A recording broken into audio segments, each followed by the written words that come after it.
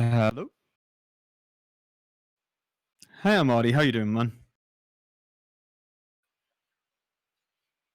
Yeah, coming through. I'm gonna turn you up a little bit though. One second. It's just my side, me Discord's turned down. Talk now, would you? Talking. I think you still. I'm gonna turn you up right up. I'm gonna turn you right up. How you doing? Just to let everyone know, Marty's had COVID, right? You know that horrible plague caused by the consumption of wild animals. And that's why he's probably going to sound like he's dying most of the stream. So we should all, send our support and our, the love to Marty and wish him well. and we genuinely hope you're feeling okay, man.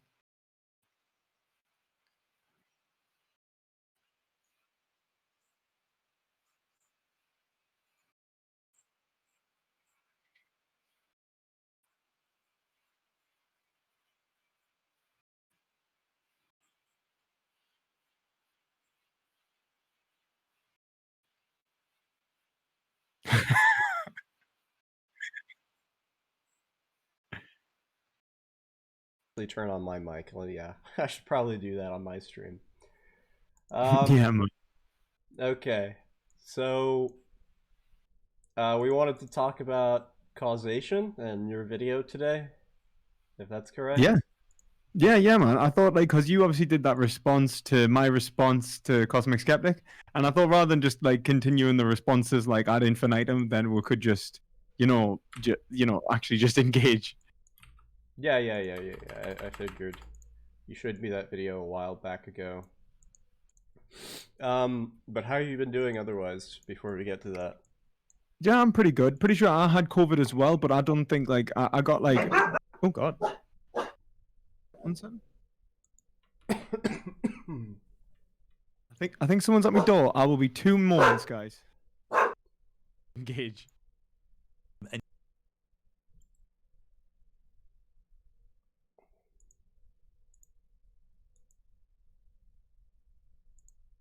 I'm gonna set up this video real quick.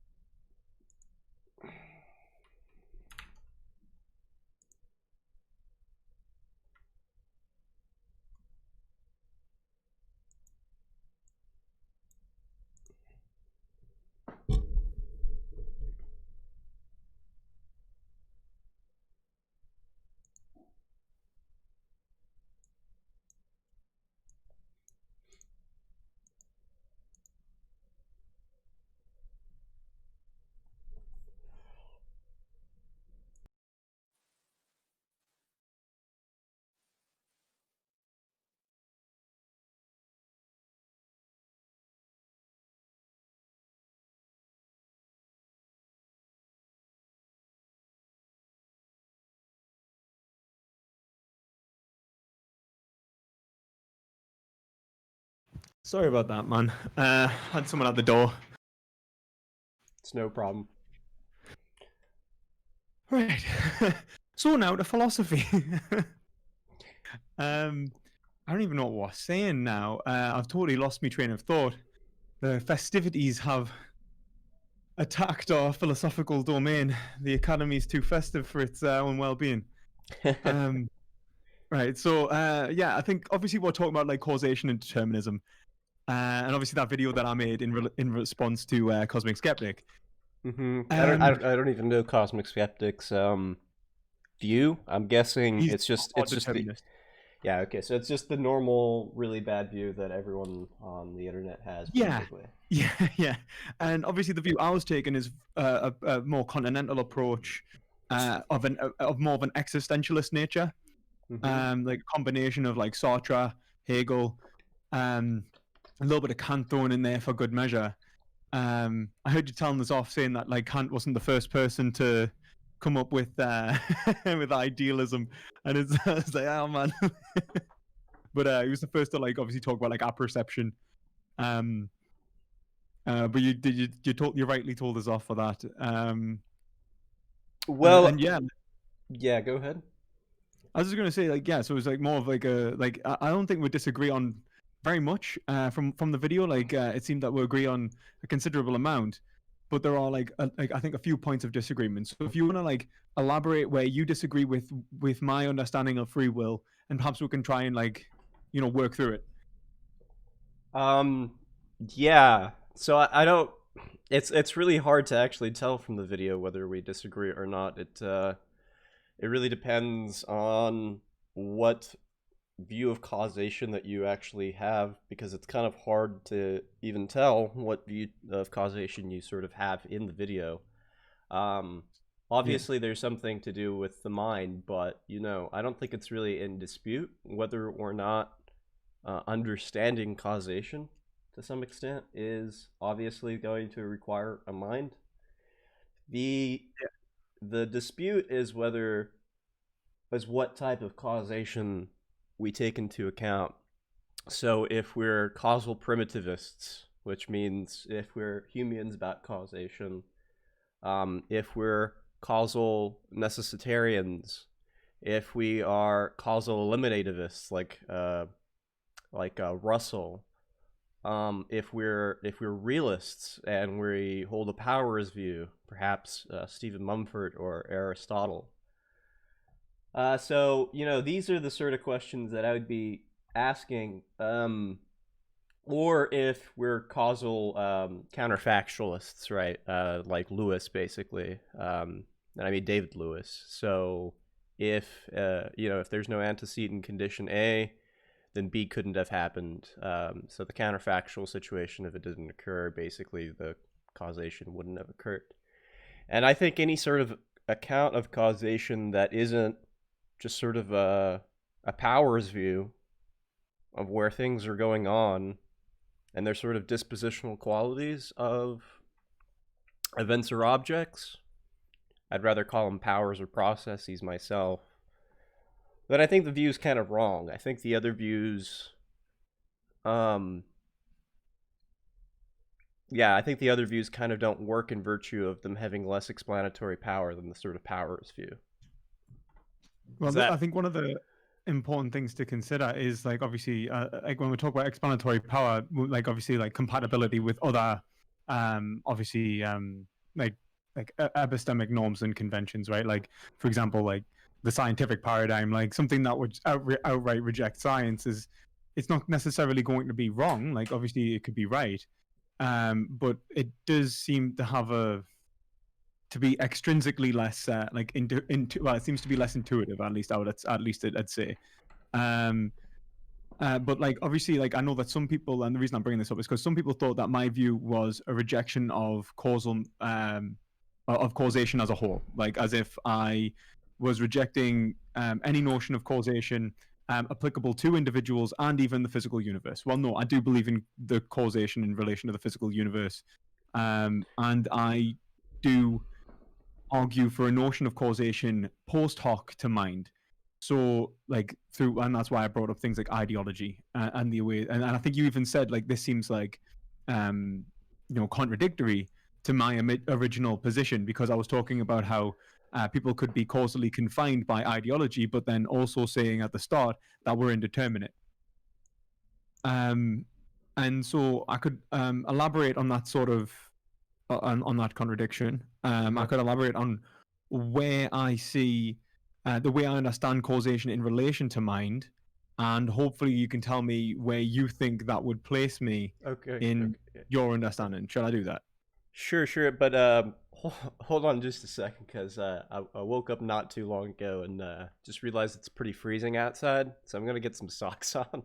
I'll be right No, no back. problem, man. Yeah, look after yourself. You can't like Yeah, it's just my body is pretty cold, as you can imagine, having well, COVID I was like gonna that. say just make sure you keep yourself warm and safe, man. Yeah, sure. It's on the tail end. Well, it's going on the tail end right now. I think I might be just about asymptomatic, so it's only 10 days of isolation now. So I'll be right back. All right, good luck, man.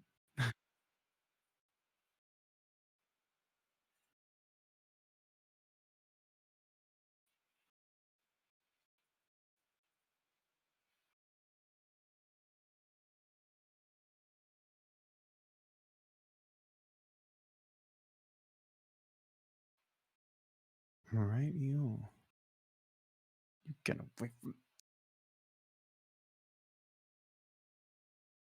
That's right. Now where you think you're going?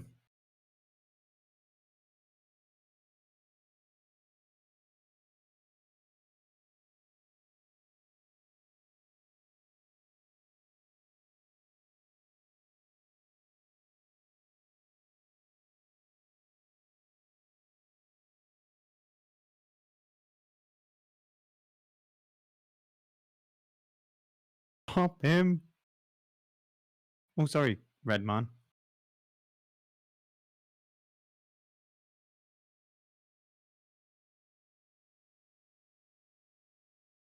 Huh.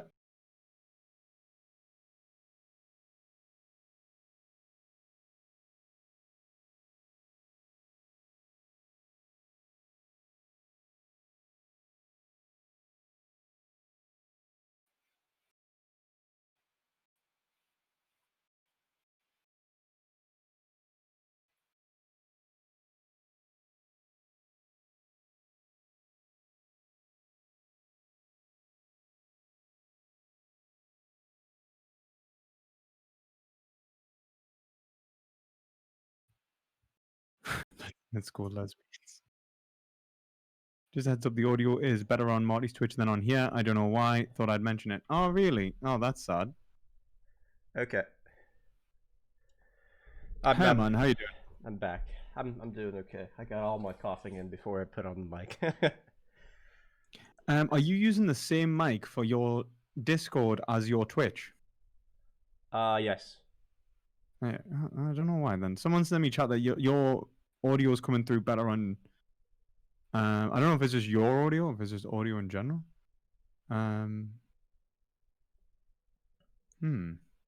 Test. Let me check my properties actually. Yeah, it should be my audio, and yeah, I don't have my camera on or anything right now, so. I have no idea then. Oh, so yeah, should I just elaborate on my understanding of where I see how causation affects mind? So Yeah, go ahead. yeah, so essentially, I just understand causation to be post hoc for mind. So I understand that we live in the world of the phenomena. I don't think you disagree with that, and that the phenomena is a construction between individuals in relation to language and the conceptual web that we're coexist and that we co-create. Yeah, that's essentially what I would say is like my primary argument. I'll say my primary position for why mind is fundamentally in relation to the construction of reality, because the symbolic, the conditioned reality is part and parcel a construction of mind. So we know about tables and chairs and all the atypical philosophy, metaphysical examples because of our engagement and conceptualization with reality, which has ultimately allowed us to understand and divest various aspects of reality. I think that's very a Hegelian position as well, that the metaphysical divestations of reality are dependent upon our mutual engagement and cooperation to understand reality.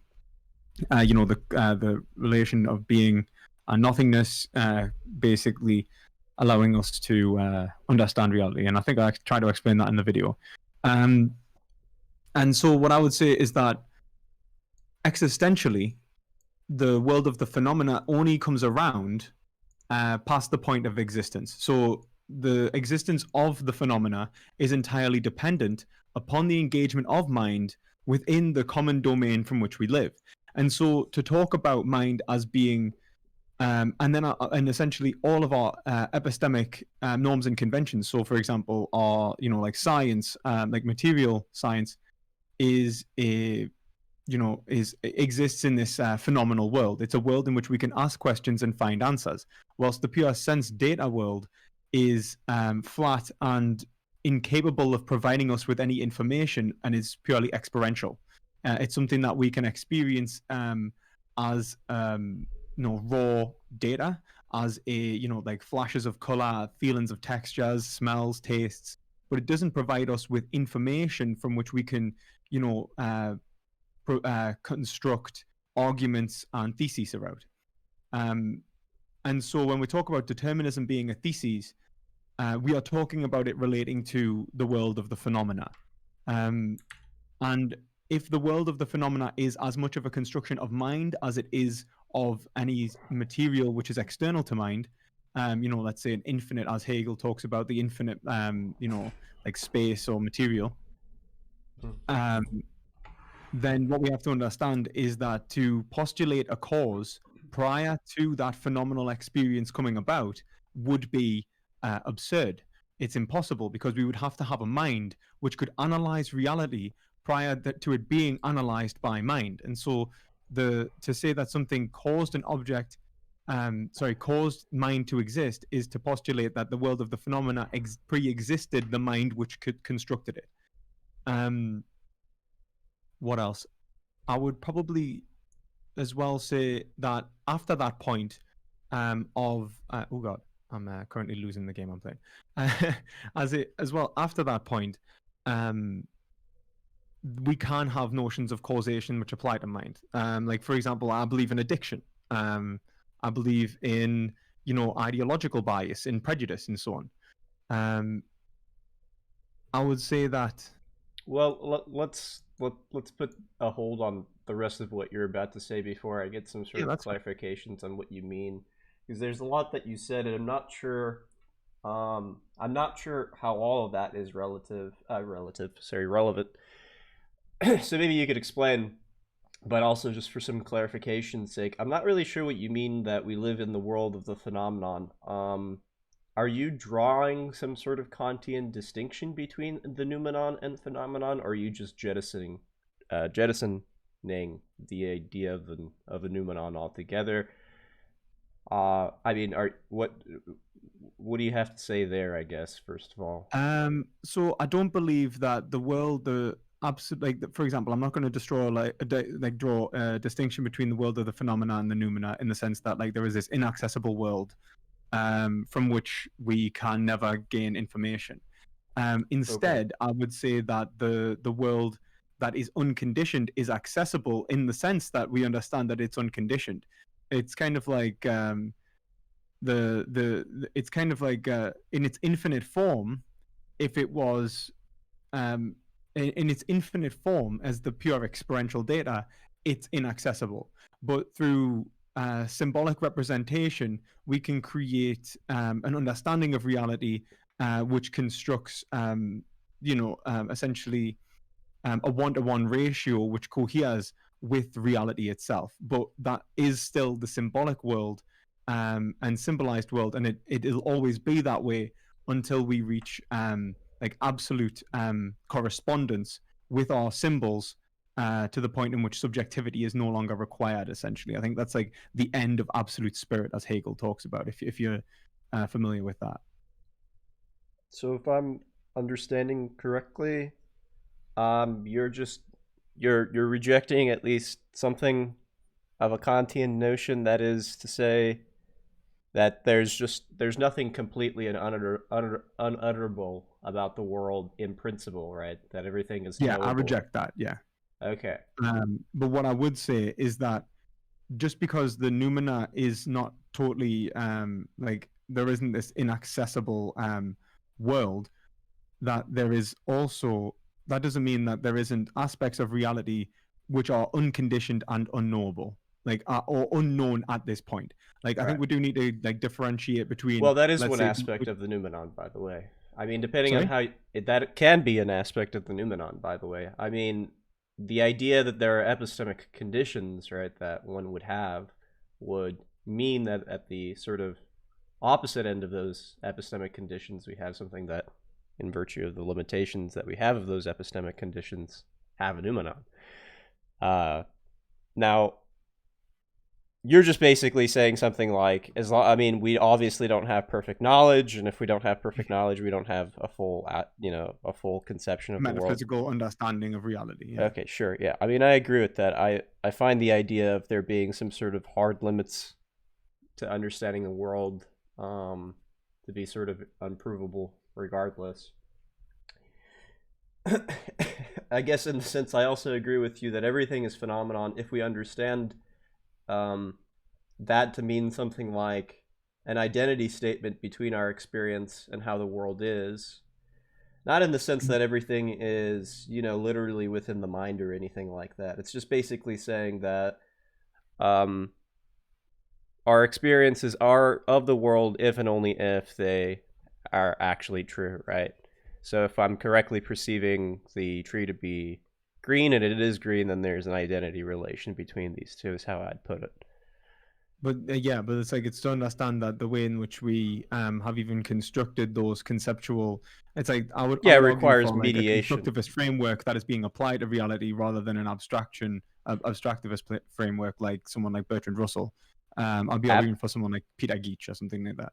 okay, so abstractivist, as in you basically think, you don't think, rather, that these sort of concepts that we're using, that we're employing to the world, are just fictions, right? You think that the universals are actually embodied within the world, and I so think that the universals are embodied in the world, like logos, right? For right, example, I believe that logic is a as a aspect of being. okay, Um, but I would differentiate between how we construct and understand the world in terms of our symbolic representations, so like in our signs and signifiers, and so the experience of the phenomena and like how we understand and like engage with objects, and reality, which is unsymbolized, which this symbolic representation applies to, hmm. but then may not find like fully capture. There's like a really great Blanchot quote where he says like, for me to say this woman, I must take her flesh and blood reality away from her. I must destroy her, annihilate her. And that's kind of what I'm getting at. Like, it's not that it's that there is a movement to the phenomena from like the most more primitive experience in language, but the phenomena still captures a small, a certain view of reality. Um, but like obviously, as our conceptual framework grows and grows, we become more capable of capturing more and more of reality, and condition reality in such a way that we can understand those like hidden aspects, those things that weren't captured in our symbolic representations. Yeah. I mean, I think that's fine and all. I don't really have a problem with anything you've said. And I think we agreed with this on our PMs, is that we're both conceptual realists, and we're both realists about universals. Um, because there's a sense, I think, when I'm experiencing certain types of objects or certain types of processes like electromagnetism or gravity or homeostasis, I'm not just seeing like different types of particulars within, say, a human body. I'm literally seeing, in a way, the same phenomenon over and over, sort of that form being reinstantiated in multiple types of places. And in that sense, I'm also a realist about formal and final causes, basically forms in the Aristotelian sense. Yeah, yeah, purpose and all that good stuff. Yeah. I actually offered an argument basically within my chat room about being a sort of realist about forms, and I was recently reading a book by Michael Thompson called Life in Action. It's a very, very good book in defense of forms in biology.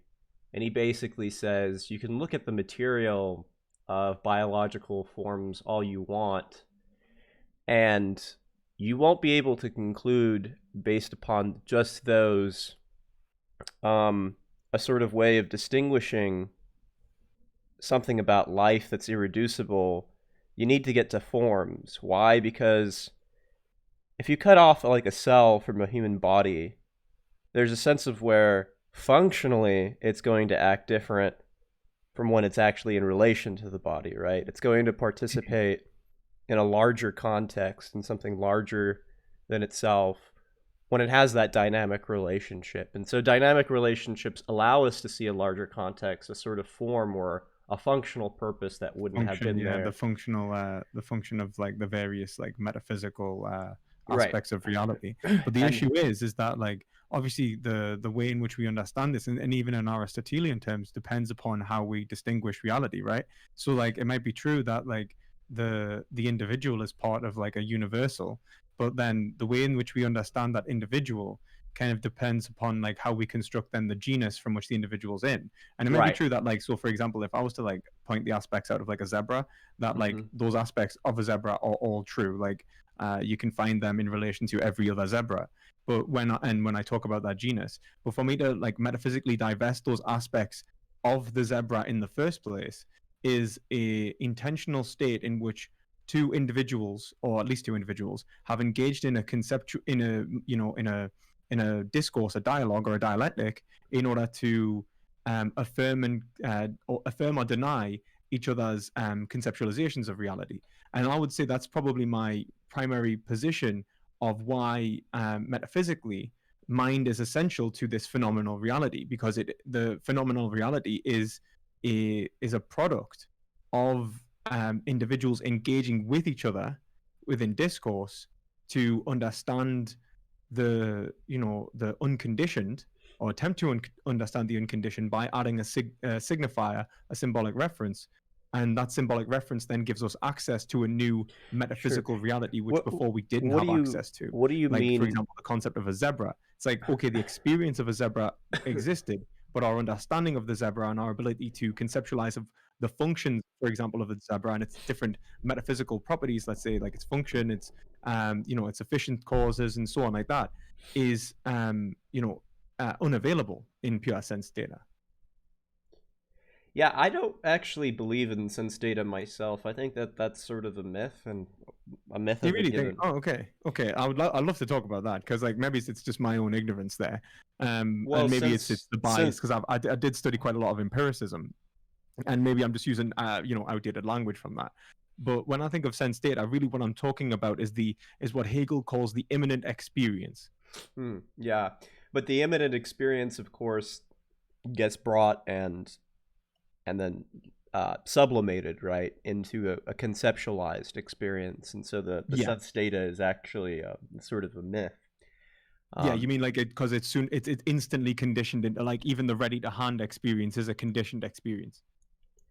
yeah, I have problems with Heidegger for previous conversations that we have, but yes, I think the notion of even any perceptual experience is as mundane and as subtle as it is always going to be conceptually latent and is always going to enter into a sort of conceptual relation. Even redness, right, which we might take as a sort of primitive, because how are we going to talk about redness other than experiencing it, seems to require for that to participate in some sort of semantical holism, in the sense that it's not green, it's not yellow, it's in this color spectrum, it has a wavelength, right? There's a certain way where we do understand color in relation to other types of colors, meaning other types of concepts. Like even chromatic color, or something like that, the understanding of like its relation to other colors and stuff, it might seem that it's like I think Geach actually talks about this, like it seems like it's abstracted from reality, but but if we look at it, like these are logical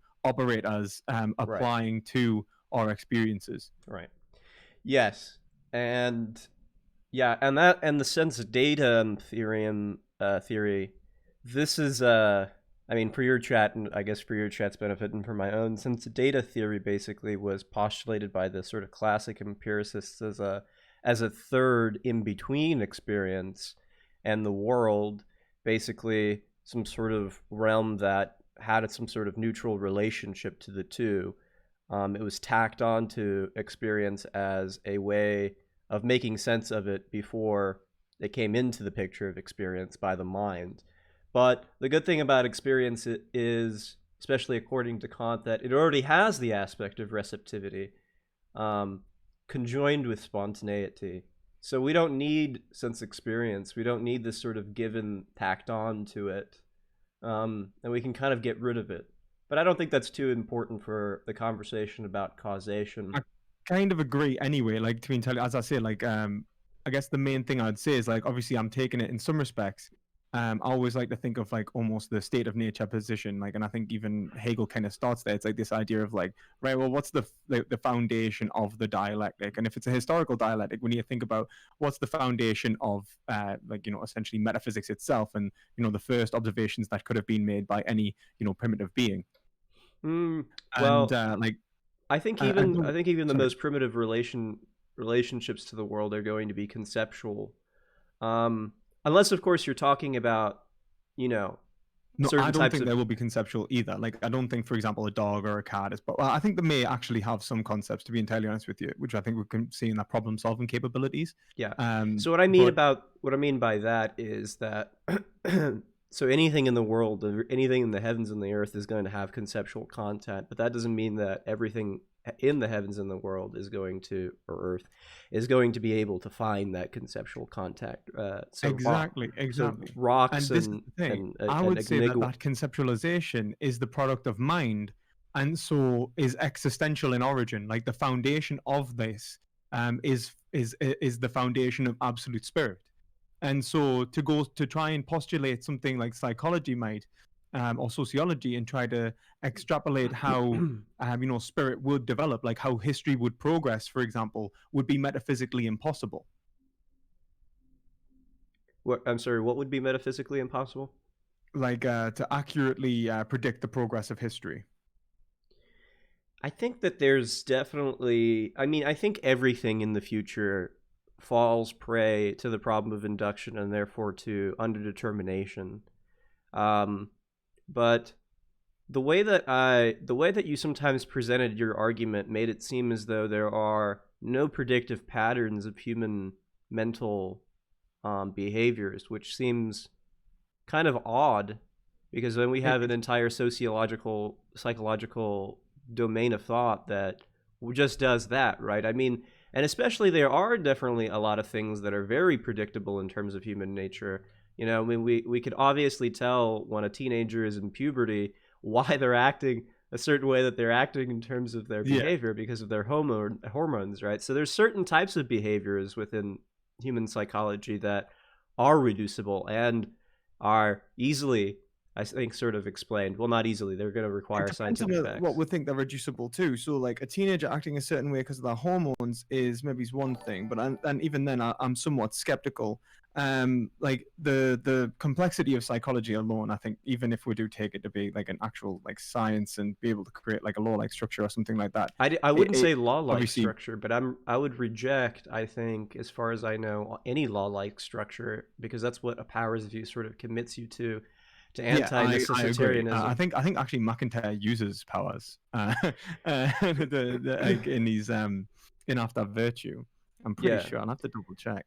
Um, Um, yeah, the problem with laws is, according to Stephen Mumford, a thing called you could use the antecedent strengthening test, and that is that if one can just even imagine a counterfactual scenario or something inhibiting one cause, say we were, I don't know, say we're ordinarily talking about a ball, right? And let's say it's spherical and oh, hold on, I got someone at my door. no, it's no problem.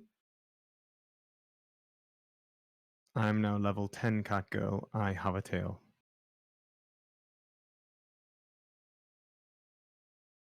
Da, da, da.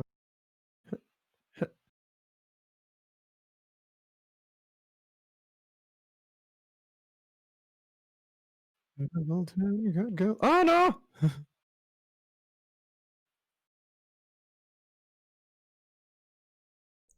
Where was I? Sorry, I had someone on my.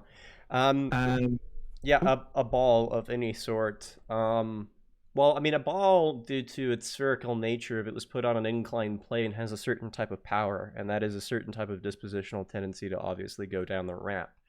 But there could be another power, let's say if it was made of soap bubbles, such that it has a certain type of bond to stick to the surface, right? Let's say, especially if it's like, I don't know, wood or something like that. And that can counterbalance the sort of power and inhibit it from sort of falling down the inclined plane in the same sort of way that maybe a wooden ball would. Um, and so given that there were any sort of countervailing forces or anything that would sort of inhibit that, which there always are, right? Because we can't take into account all empirical examples. There's going to be always something to prevent necessitation from occurring within nature. But that being said, um, there is one type of argument that I think I kind of like with respect to causation, and that it does seem like as we're progressing through science, if you want to call it progress, unless you're an instrumentalist, is that the laws that were developed in the earlier science seem to be greater and greater approximations of certain types of universals that do seem to work in a law-like manner. And so there might be certain types of laws that fit into the mix, but for the most part, I see that I very think hard or maybe near impossible to prove. don't think McIntyre actually takes that view, but I'll have to double check after virtue. I think um, one thing I was going to say is like I do appreciate the position, to be entirely honest with you. It's interesting. I can't really comment on it so much because I don't know enough about it to give a intellectual kind of response. I'd just be blabbering about nothing really. Um, About powers or about powers, necessitation? Oh, okay. No. but you know, it's interesting, and I wouldn't mind reading more on it. You know, rather than like rather than just comment like blindly. Um, I suppose you know. I guess this is the thing. Like the idea of progress in this respect.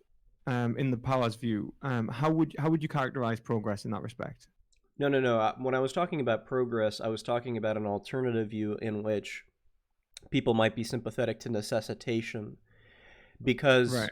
presumably, as we're progressing science, the concepts that we're developing are supposed to perfect themselves or allegedly get onto a concept, a universal concept, The right? theory of everything.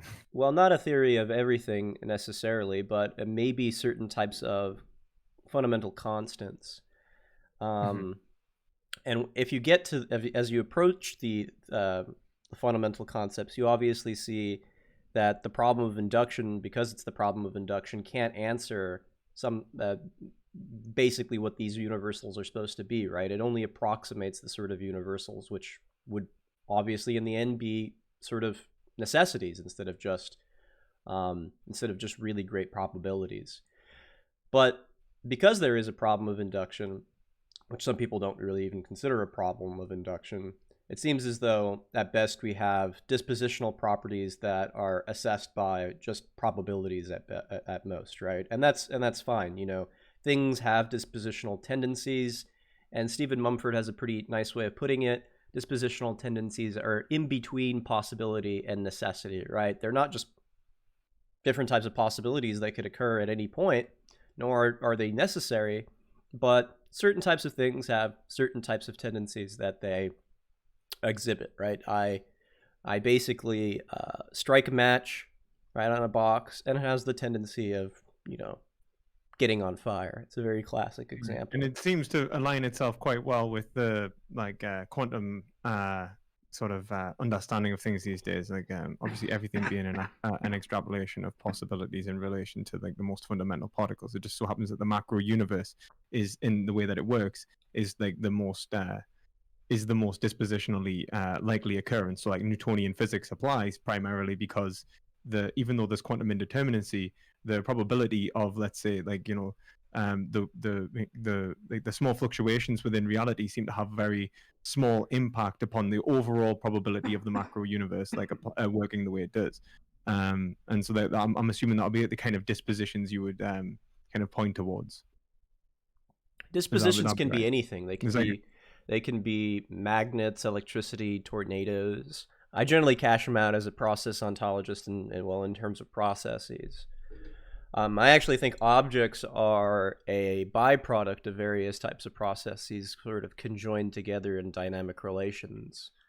You know, I hear someone like Sean Carroll sometimes talk, and he says, you know, there's actually the sort of begins to be impossible to talk about the world in terms of just objects or monadic events because even electrons participate in fields, and so there's really no such thing as one Mhm. electron.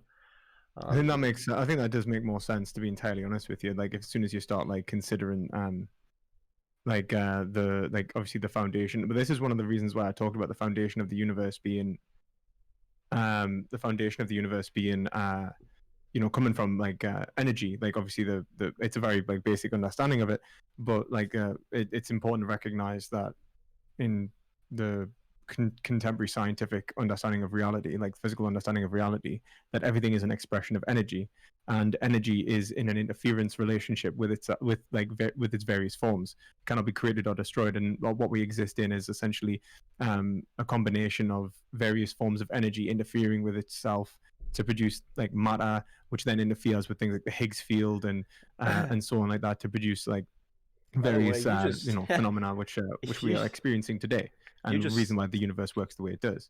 you just screwed everyone over in that fall game by getting that hammer and getting in the end there. That was pretty awesome. Oh, I know, that was brilliant. I was very happy with that as well. I didn't want to stop speaking and just say like how great that was. Oh no no no! If it's a moment of which deserves that, you should go ahead and do that.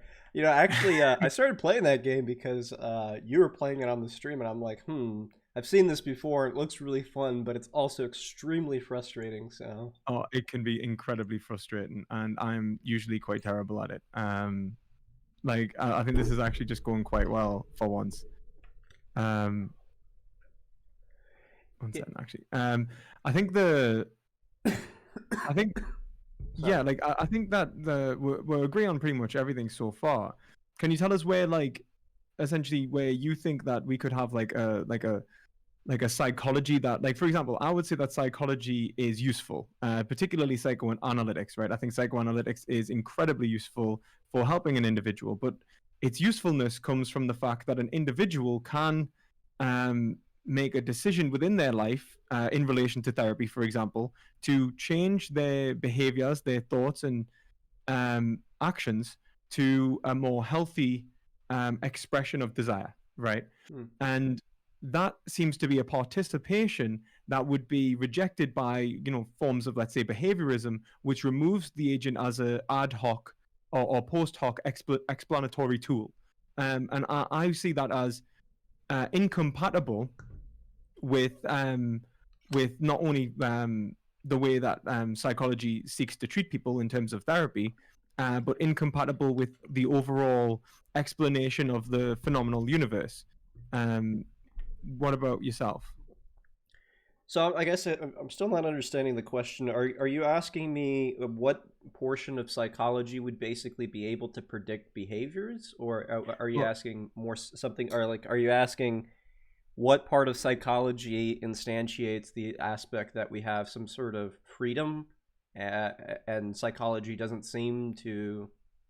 Well, when I take psychology to be like, for example, a science, which is like trying to argue that humans follow like, and I would usually use the words law like construction, but it can be even a probabilistic understanding where they are like I guess it would probably be more of a necessity. Um, I would reject necessitarianism. Um, Yeah, but just out. well, mm, yeah, I suppose it depends on, because, well, again, nothing would sort of occur by necessity. I would say that there might be certain types of psychological laws that would occur given if this is a healthy person. I mean, there are some easy ones to kind of go over, by Piaget and things like that. And the idea is that, we have object permanence. The child after, I can't remember exactly what age, maybe 3 or 4, after 3 or 4, starts developing a theory of subjectivity of other people. You take a child and you put them in front of a sort of a miniature uh, mountain, and you tell an adult to stand on the other side, and you ask that child who's 3 years old, how does this landscape, this miniature landscape mountain, look like from their perspective? And they're going to tell you, well, it looks exactly like how they're seeing it, right? So the child isn't able to actually embody the sort of perspective of the adult at this age, and after a certain while they can, and they generally will, unless there is something wrong, I think, with their rationality, right? Um, Mhm.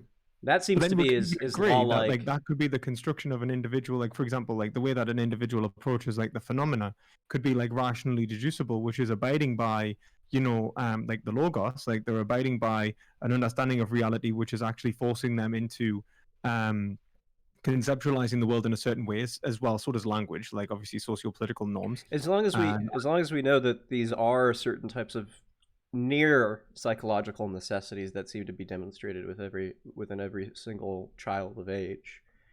but then it's And whether that that's a cause predictive. it's whether that cause involves the participation of the agent or not, and I think that's relevant.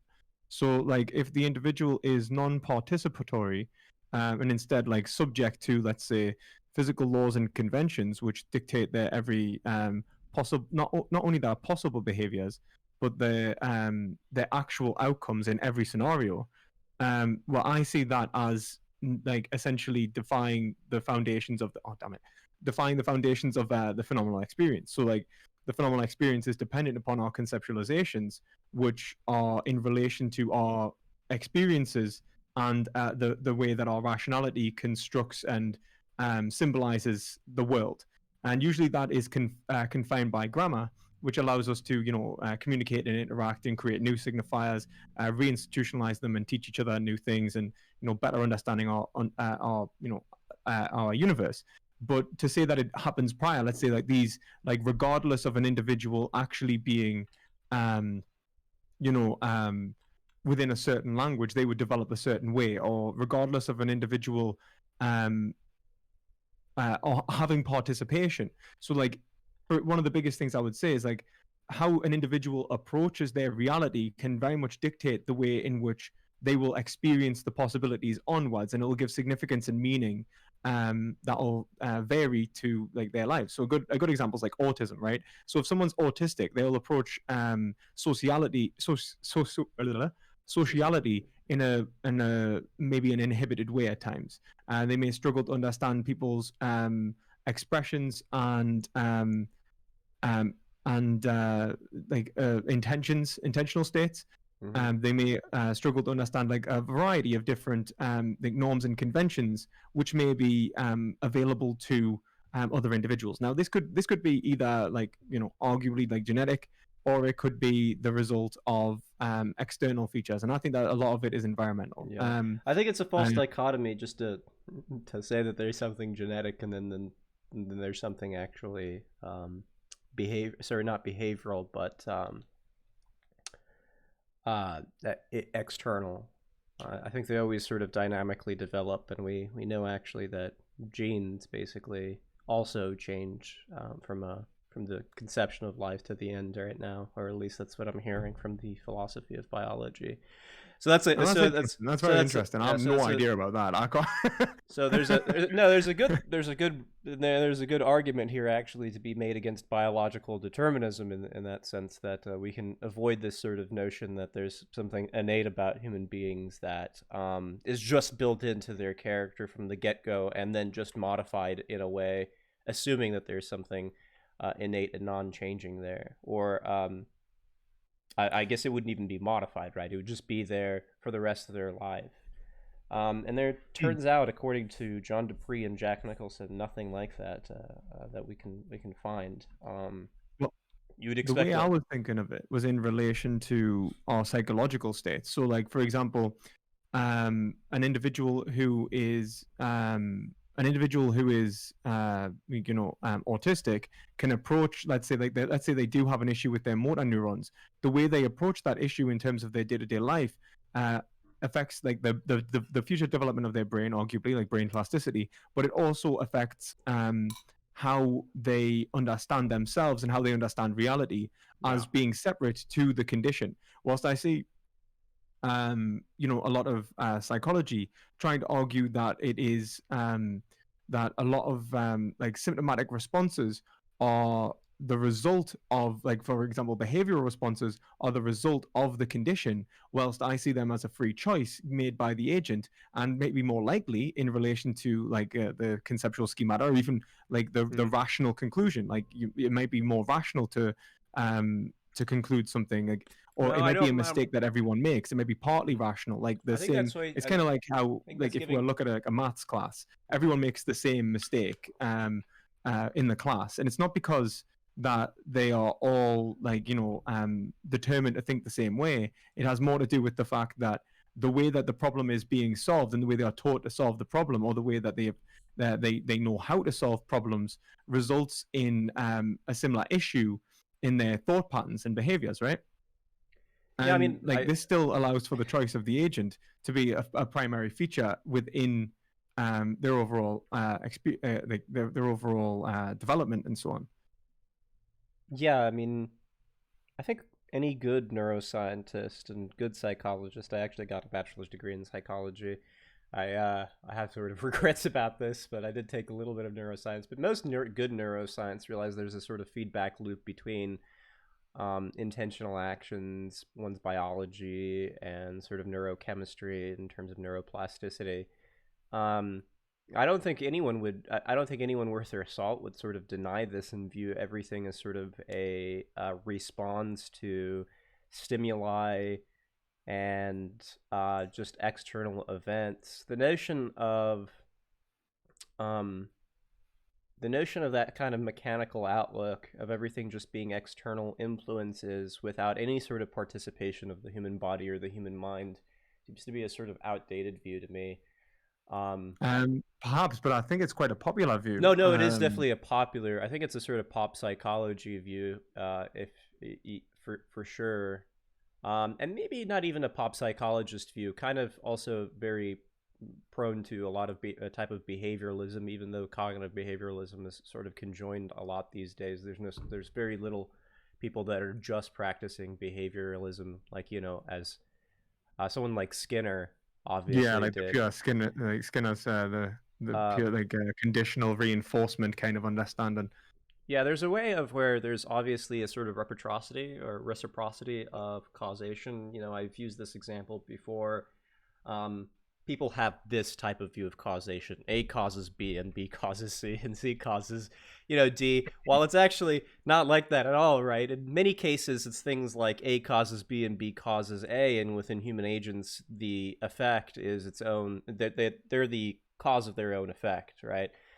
So in the sense that, for example, when one has a sugar cube, right, in a glass of water, of course the water is dissolving the sugar cube. But there's an inverse relation as well, that the sugar cube is saturating the water. And so you have a diachronic instead of necessarily just a synchronic relationship of causes right here. So, of course, when um, there are external stimuli sort of bumping against our body, there's a way of where we're also bumping back against the world, right? We're Yeah, evaluating these stimuli and then sort of making them more than just things that we react to, right? We mediate these, and then we can sort of then we can kind of sort of push back in a sense against them sometimes too. So if I obviously feel a door being pushed upon me, or someone slamming a door in my face, I can always sort of push back on that door, if you will. Um, mhm. so yeah, there's a very sort of primitive sense of how people view causation, in a very mechanistic lifestyle. That's why I actually like the Powers view, because the Powers view doesn't view things in terms of just counterfactual dependence or external stimulation or external causes, but views them as dispositional traits that have a dynamic relationship with other types of things. And so this sort of prioritizes the inner world of whatever type of object that you're talking about, and then views it as something that can either be antagonistic to the external world, in which it still has some sort of dynamic relationship, but it's antagonistic, or one that can have a sort of synchronic relationship. So you can kind of easily see this in a human body, for example. Let's say a foreign microbe sort of enters the body. Well, there's two of ways of which that microbe is going to obviously play within the dynamics of a human system. It's either going to be a pathogen, right? We all know this during COVID-19, or it's going to participate in some sort of way that has a synchronic relationship and actually aid, like some bacteria do in the human body. What determines that? The good old immunity system actually determines that, right? And if it does have a synchronic relationship, we can actually consider that as now a part of the identity of the human body, something of its own internal causal structure in the way that a foreign microbe, now a pathogen or a virus or a bacteria, is not working in that same way, right? And so these distinctions and causes obviously require more of a lexicon, more of a vocabulary than just external mechanisms enforcing us, and then we're predetermined by those, right? We have to view ourselves in relation to this causal nexus. Another thing I wanted to say actually in relation to that is, if we're always saying we're externally caused by other things, and we keep pushing this sort of external model, we're externally caused by this and this is externally caused by that, we find out that that's an infinite regress of external things, and we're on the edge of the universe right now. And what causes that, basically? Yeah, Either you have exactly. a Yeah. either you have a god, and then you can ask that same question, or you're going to say, well, there's actually nothing external to it, and that model of placing everything external is sort of silly, right? It should be all internal, dynamically sort of working in some sort of reciprocity, right? hmm It's So, like the idea of something being self-causing. In the but relationship with. I mean, there is a lot of things in a way being self-caused, because we have to view that there are certain types of things, certain types of powers, as long as we're realists about universals, that are in a way self-sufficient. Of course, the body isn't self-sufficient, um, in the sense that it can exist without the environment and food, but it is self-sufficient in the sense that it doesn't relate to everything and everything, because homeostasis is what's occurring in my body, not photosynthesis, right? So there's a certain sense of where there are material incompatibilities with my body, and a sort of at least light ontological, what I like to call an ontological containment for who we are, right?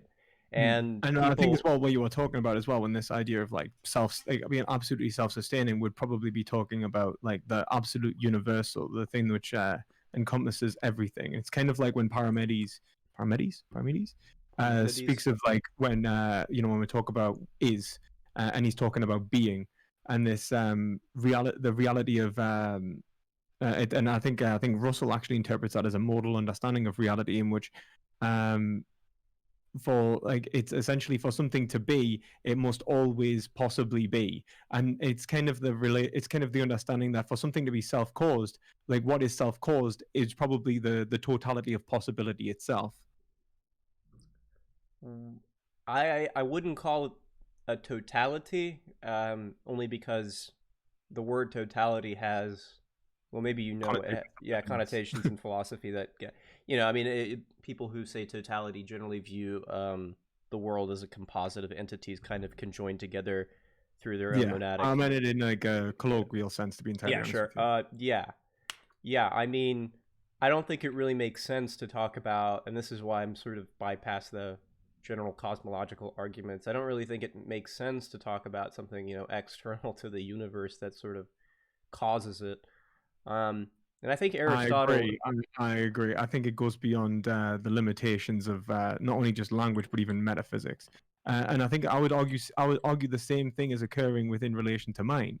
If we try to go external to mind in terms of like go beyond the phenomena, and I don't mean like talk about something that say that was physically prior to mind, because like that thing that which is physically prior to mind is the construction of a theory, and is an experiential construction of a theory that was produced by mind. That's fine. Like it's a symbolic representation of well, reality. produced But when we try to go epistemically. to the unconditioned, is when I have a problem. Like that experience of unconditioned reality. And I think that when we talk about um, the like trying to remove the participation of agents, and like the conditioning, like the symbolism, which gives us arguments, and the phenomena itself, I think that's when causation breaks down. And that's why I think that when we look at it, like the problem of free will, a lot of the time when we talk about these materialistic explanations of like human action and thought, is actually the problem of free will is the problem of free will. It's not something that is any real worry, because if we understand that this phenomenal world has causation within it and that we can be caused by various features, um, that doesn't have to necessitate that the individual is predetermined, which ultimately may undermine the symbolic representation of reality to give us this phenomenal world and come to these conclusions and make rational decisions. I I wanted to clarify because you keep using the words in this phrase that we can't. Uh, Obviously, everything is sort of coded and with using the Mhm. mind, but you do mean to make a distinction ontologically between epistemics and an actual ontological existence. So there's a sense of where there are literally things ontologically prior to minds, but Yeah, epistemically but, to talk about them, right, you require but a like mind but because then I would say those things that are like a lot of the time those things that we postulate as prior to mind are like are again symbolized. It's well, I mean part and that's parcel conditioned by mind. So it's like there's a certain sense of where that's kind of true, right? But in an ontological sense, of course, they're not symbolized because there is an actuality. There's something that's actually there that requires absolutely no participation of the mind in order for it to act the way that it acts. And then in that sense, there's really no difference between, at least what I think, and I would hope what you think, and just an ordinary old realist and what they would believe, right? well, I think there needs to be two things to be said there. Like there's epistemics and ontology. So like there would be like being able to construct a theory which related to that thing which we postulate as being prior to the conditioned experience. If the truth maker, quote unquote, that thing which it corresponds to is unconditioned, then the epistemics of that theory don't never pan out, because the rely upon like conditioning to even function. So like if it's something that's supposed to be purely experiential, something that's purely understood in and of itself prior to mind, then it doesn't work. But then What? Why if not? we I agree. don't, I don't, I don't Mhm. understand. I don't understand that part. What?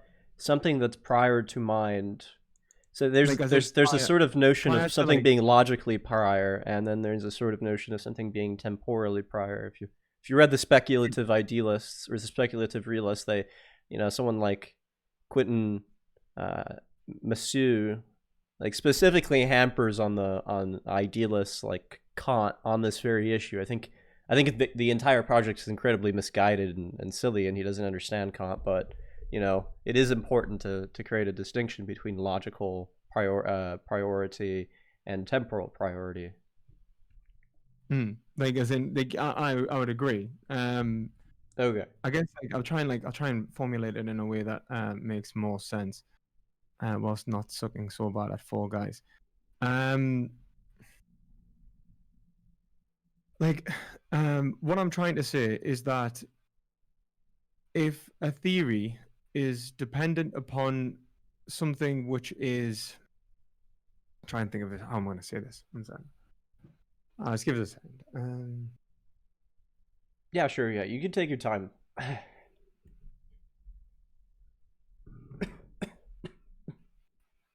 So, like, you agree that we live in the conditioned world, right? And that when we, in science, when we are analyzing objects, they are part and parcel of this conditioned experience. I think in part actually, I mean, yeah, of course, I believe that some of our behaviors are conditioned, but I actually have a sort of rarer view that some of our intentional actions are completely unconditioned. And Sorry, I meant reality itself, not us. I think all of reality is unconditioned. I mean, but that's about it. Unconditioned. Yes, I think. I mean, when we But look are we at the using whole, reality in the like actual like as Lacan would say, like reality is unconditioned, the resistance of symbolism itself. Um, and in which case I would agree.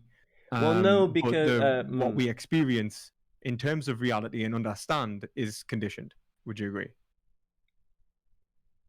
if there is an identity theory of truth, and that is that our concepts match on how the world actually is, and it's not just some sort of symbolic representation, and there's a certain sense of where the the world works in the way that we describe it. I mean, not exactly, but it seems to. So, Yeah. And I would say that the way that coincides is in the agent. Like the agent is the locus point from which the world can be understood as functioning in this way, because of their ability to conceptualize and test those concepts against that unconditioned reality.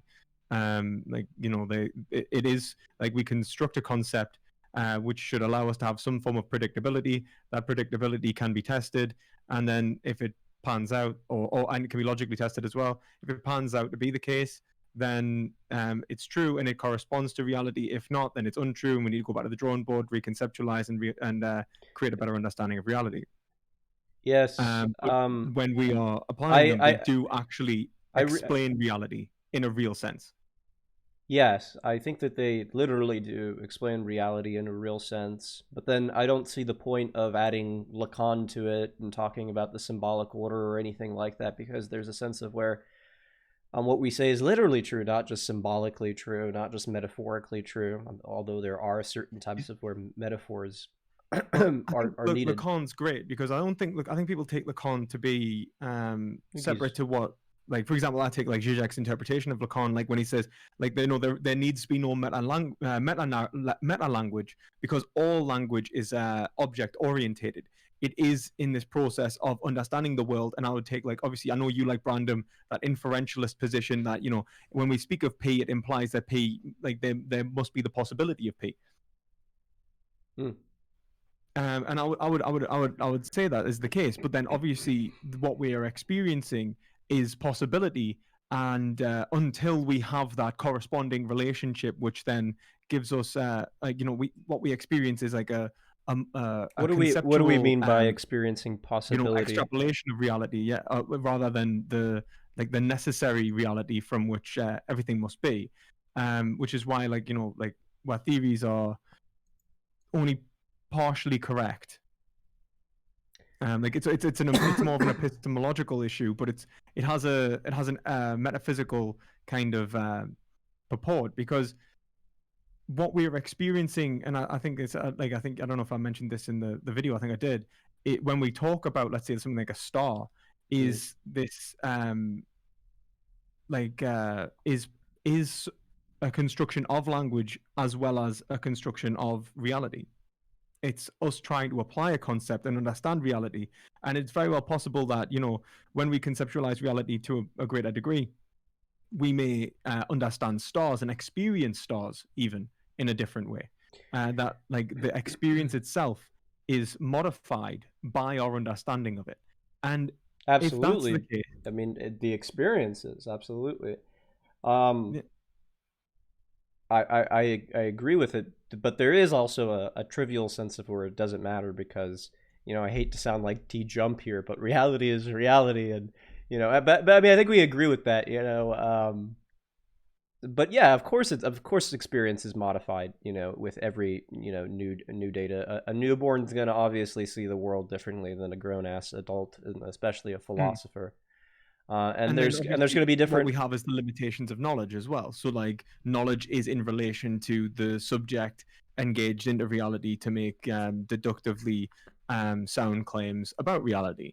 And what I would say is that when we are investigating this, this reality and creating these concepts, Hmm. we are, we are trying to obviously understand reality as it is, but we are constantly um, in a state where we are, progressing the experience of reality towards a state which is more and more correspondent to the way in which it actually is. But it doesn't. At this point in time, it's not actually like that. But what I would say that psychology and entirely honest with determinism does, especially like predeterminism, is assume that reality would always pan out the same regardless of the participation of the agents involved. Whilst I would say that the participation of the agent constructs reality in terms of the phenomenon, and conditions the experience in a way that is relevant metaphysically, um, just as much as the experiential data, like the imminent experience. In what way are we saying that we're constructing the world? Like, we're constructing the world in a sense that, like, the aspects of the world would be unavailable to us in two aspects. Because you can't be a They would be constructivist and believe in the correspondence theory of truth. I mean, if you're a coherentist, we could say something like we could be constructivist, unless we just mean something like, we're creating institutions and we're changing the world through global warming, and then we're literally changing it in that way through our own bodies and things like that, which I definitely agree with you.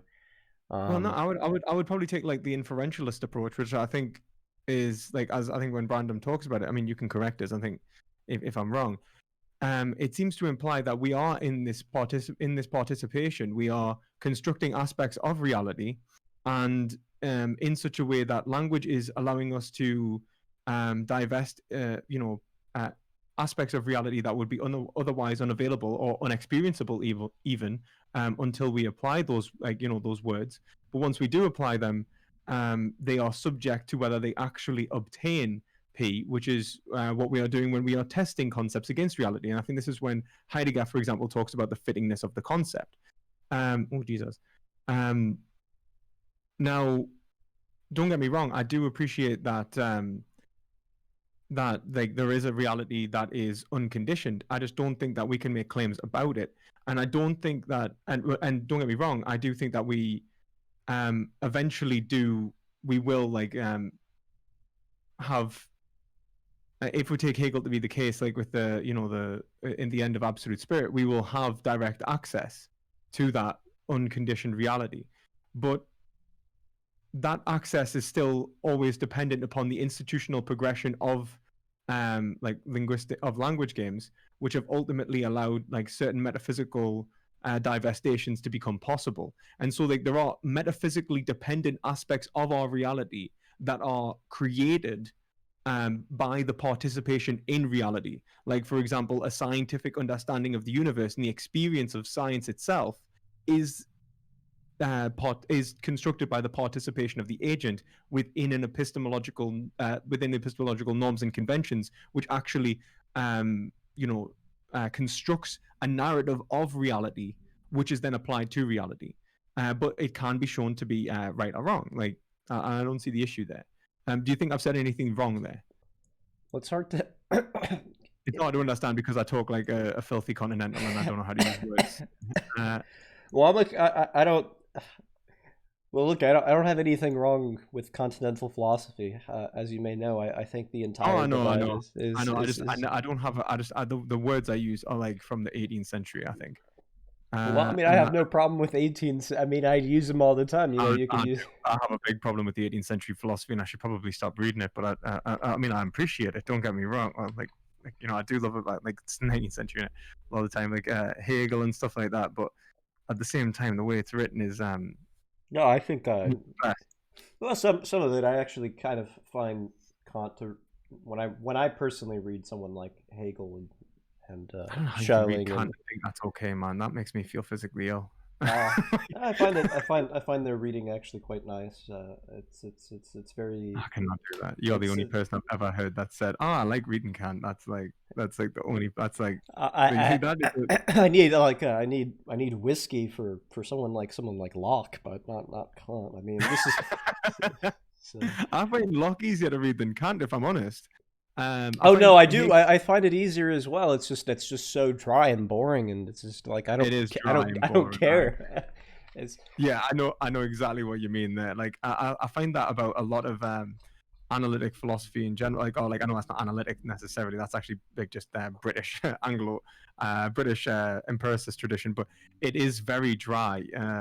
Especially in the Anglo-American tradition, really is what I'm saying. I don't know why it has to be so dry. It just lacks like I think the issue is that some continental philosophy is just too romantic, and then it just you're almost reading poetry. yeah, it's sometimes it sucks having too much poetry, and it also equally sucks to hear something dry. If you do believe that beauty exists literally within the world, there's perhaps a sense of where Locke is wrong because he's not beautiful, but those are cheap shots, and there's no way to He's prove just those. hurting us. He's a criminal at this point. Yeah. Um, but the problem I had with what you said is just like I feel, and I don't mean this in a bad way. although it's going to come off maybe in a little bad way. It's like you seem to be conflating epistemology with ontology sometimes, at least in the sense that when we're talking about just an experience, because of course I don't think that there's an actual divide. Once we have something that's true, there's no actual divide between epistemology and ontology.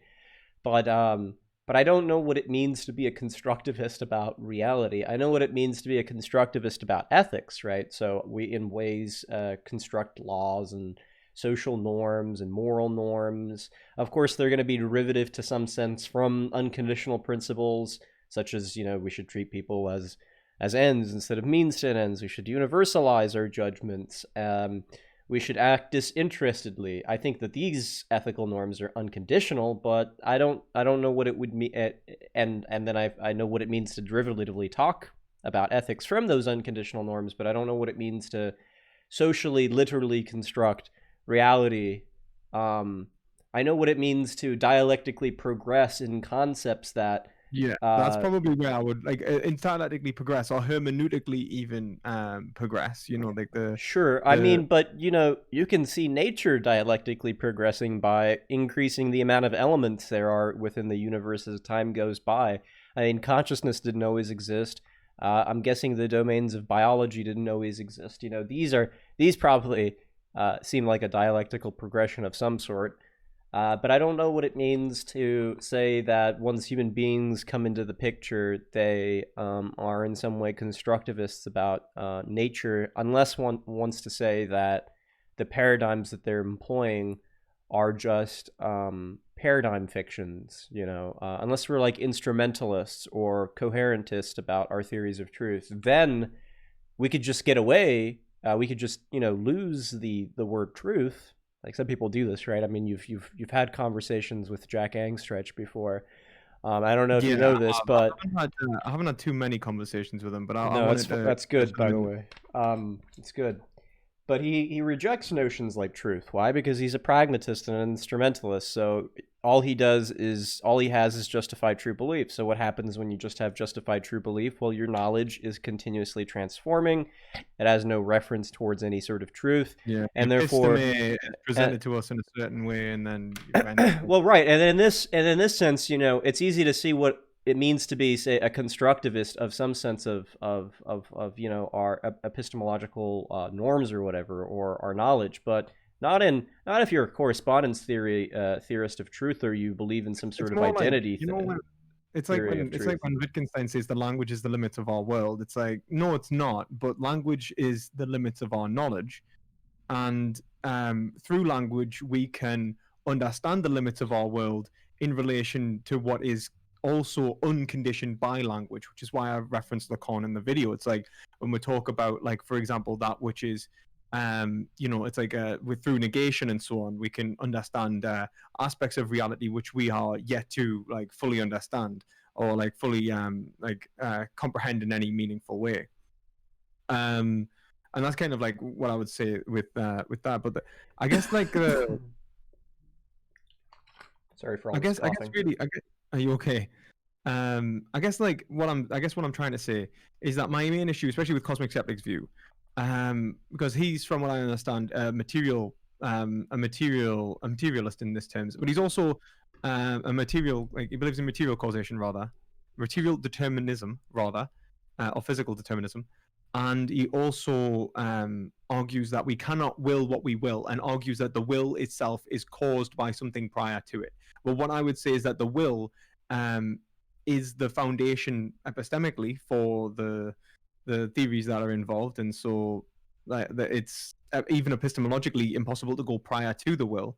But I would also say that the will is that the world is in the way in which we interact with it, constructed in many ways by how we interact with it. And don't get me wrong, reality conforms us to it. Like I do, like for example, the rules of reality, like the confines of reality, force us to conceptualize of it in a certain way. But that conceptualization process is still the foundation for what science and logic is actually engaged within. And so I would say that in terms of just purely understanding reality, there is a sense of indeterminacy, which is the precondition of choice. If that made any sense, that like our experience is that our experience of reality and our engagement in reality is the precondition from which we can understand and comprehend reality to gain any metaphysical conclusions or epistemological conclusions. Um, it sounds like you can correct me if I'm wrong. You want to buy into some sort of libertarian argument which tries to find the unconditioned in nature, in a way that is distinct from how Kant would have tried to find the unconditioned. You want to try not to find it in some sort of noumenal or transcendental object, but a part of nature that we just have no direct access to. Well, Am I wrong um, about that, or I mean, like like, currently have no access to, but like it's more of like that reality itself is the it's just more of rather to say that the individual is a it's like when it's to take the Hegelian account that the reality is actually is actually like an objective idealistic world constructed between multiple agents in a common domain. The common domain is a referential point, but it isn't the totality. It's not the reality isn't reducible to that common domain. It's reducible to the experience of multiple individuals and the common domain. And that's like the thinking of itself. It's like, right, we are thinking agents engaged in a common domain, and this is our reality. Rather than saying reality is something external and mind independent, it's to understand that mind is a fundamental integral part of reality, and that we cannot divorce it metaphysically from our conceptions of reality. Like, I don't believe in that we reach this absolutely unconditioned reality. That even like, so for example, if we get to the end of like the Hegelian dialectic, what we have is absolutely conditioned reality, which corresponds perfectly with the unconditioned reality, if you understand this. yeah. I mean, I understand the second half of what you said, at least.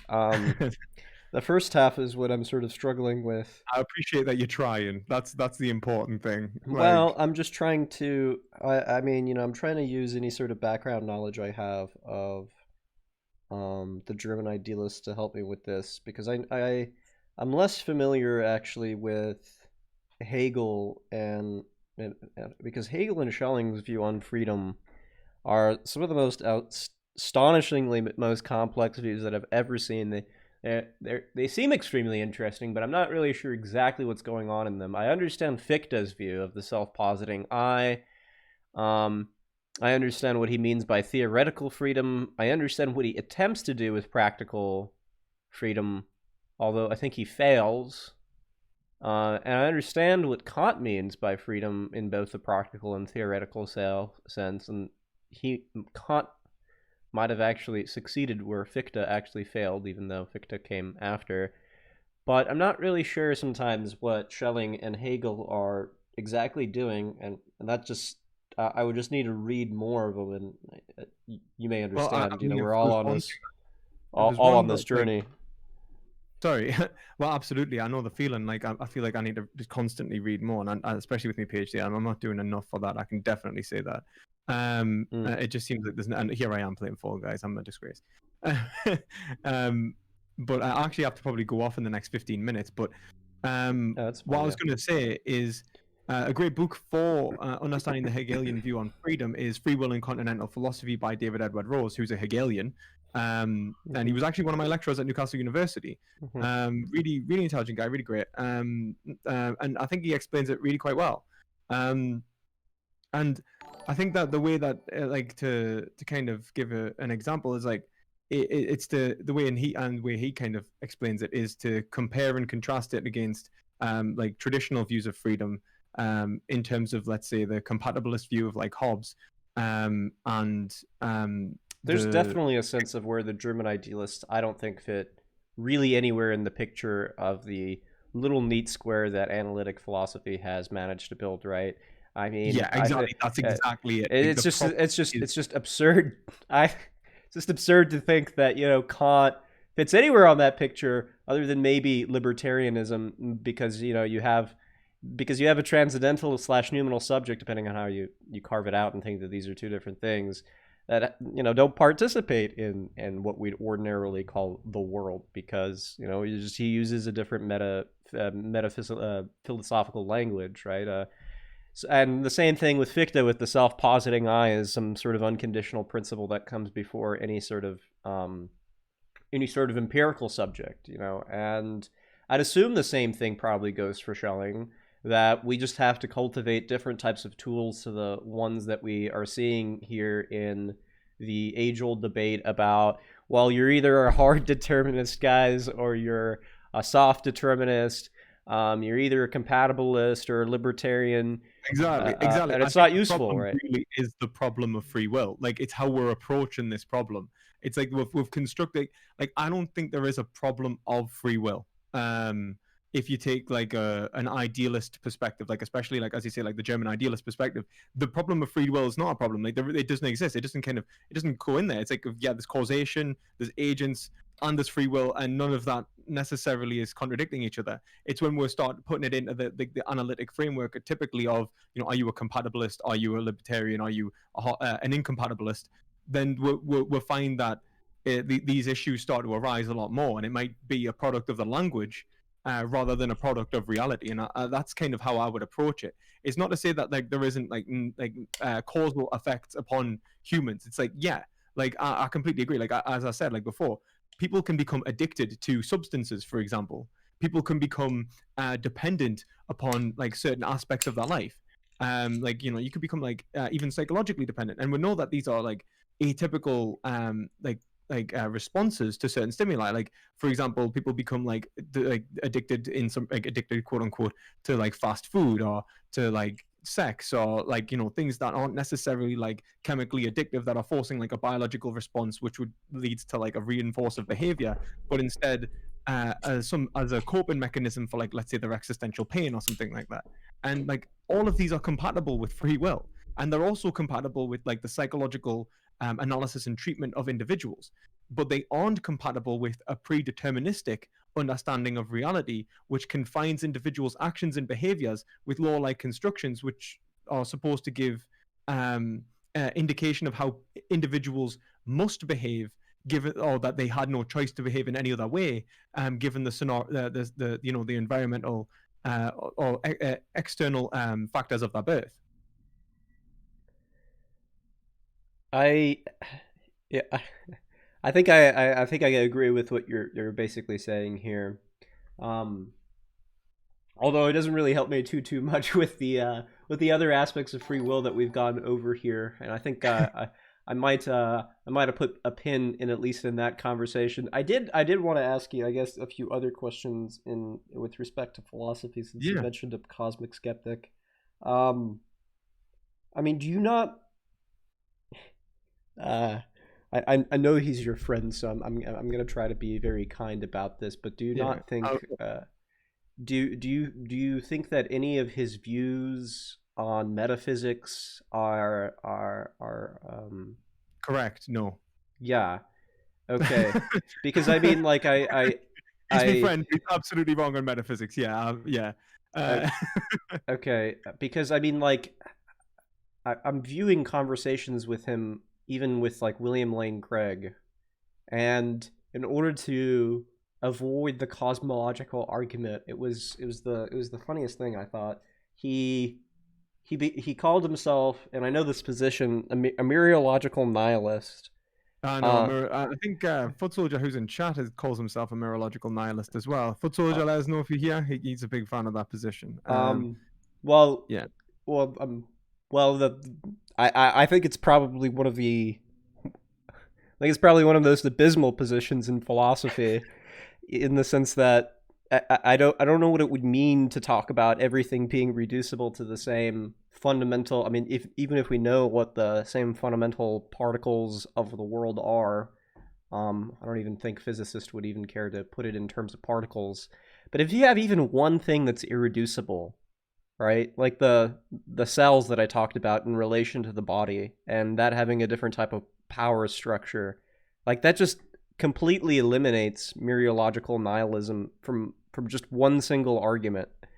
Yeah, Um, I mean, I would agree. Like, I mean, like, I think we're both very quite sympathetic to, like, for example, the multiple causes, like metaphysics having, like, metaphysical objects having multiple causes. you For don't example, even, like, yeah, and you don't causation. even need that. You need to admit one thing that is a form of top down causation. Because if you have top down causation, obviously you can't reduce everything down to the sort of explanations of causes from the bottom up. I mean, and it just surprises me sometimes what views people have on YouTube.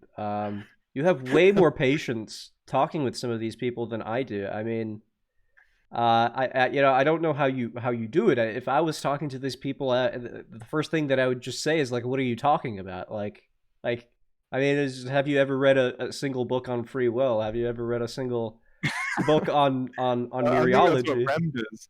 I think that's what Rem does as well. Like he likes to do that. Like he just gets frustrated really quickly and just starts like just going like, right, I'm not going to speak to you until you've read more of the literature. Goodbye. Um, I'm sympathetic. Don't get me wrong. Like I get it. But then I think one of the main issues is that we need to make it accessible to these individuals, like who may not have had the benefit of reading like like the right texts even, but also may have had maybe like trained in a different field. Like I think Cosmic Skeptic, for example, he goes to Oxford. It's very analytic tradition. And and he'd be given and he's an undergrad, right? He's been given, he's been given a lot of what to read, and his reading lists will be directing him and conditioning him as an academic in a certain way. And this is why I struggle like a lot to talk back at analytics, because we do end up speaking different languages, right? And it's just like trying to break down those walls that are like accidentally put up between we, like where we're not engaging with each other's literature to even necessarily understand what we're saying, but then it's conveying like how do you convey like German idealism to an analytic philosopher? Do you know what I mean? A lot of the time it's difficult. Like it requires you to like almost explain a whole new vocabulary and a different approach to philosophy, like a different disposition towards philosophy. Um, but like if we don't have that, like at least if we don't attempt to like engage with each other, like I mean the analytics do it to me all the time, like and like like Oh Lewis yeah, just I trying. mean, no, I mean it's all but that's also abysmal, right? It's the idea that I have to play within your language game, and and if I don't use your words, then I automatically lose, Yeah, but I do think or I'm I think that is incoherent, right? very. If I'm honest, I do think that is more common in the analytics. I think there's a lot more natural language philosophy in the continental sort of side of things. Um, at least in my experience, I don't know about yours. Um, but and the words that we use, I think sometimes more intuitive. There's a lot of subject specific words in analytic philosophy, and I think that comes with its emulation of the scientific like kind of paradigm, the scientific disciplines.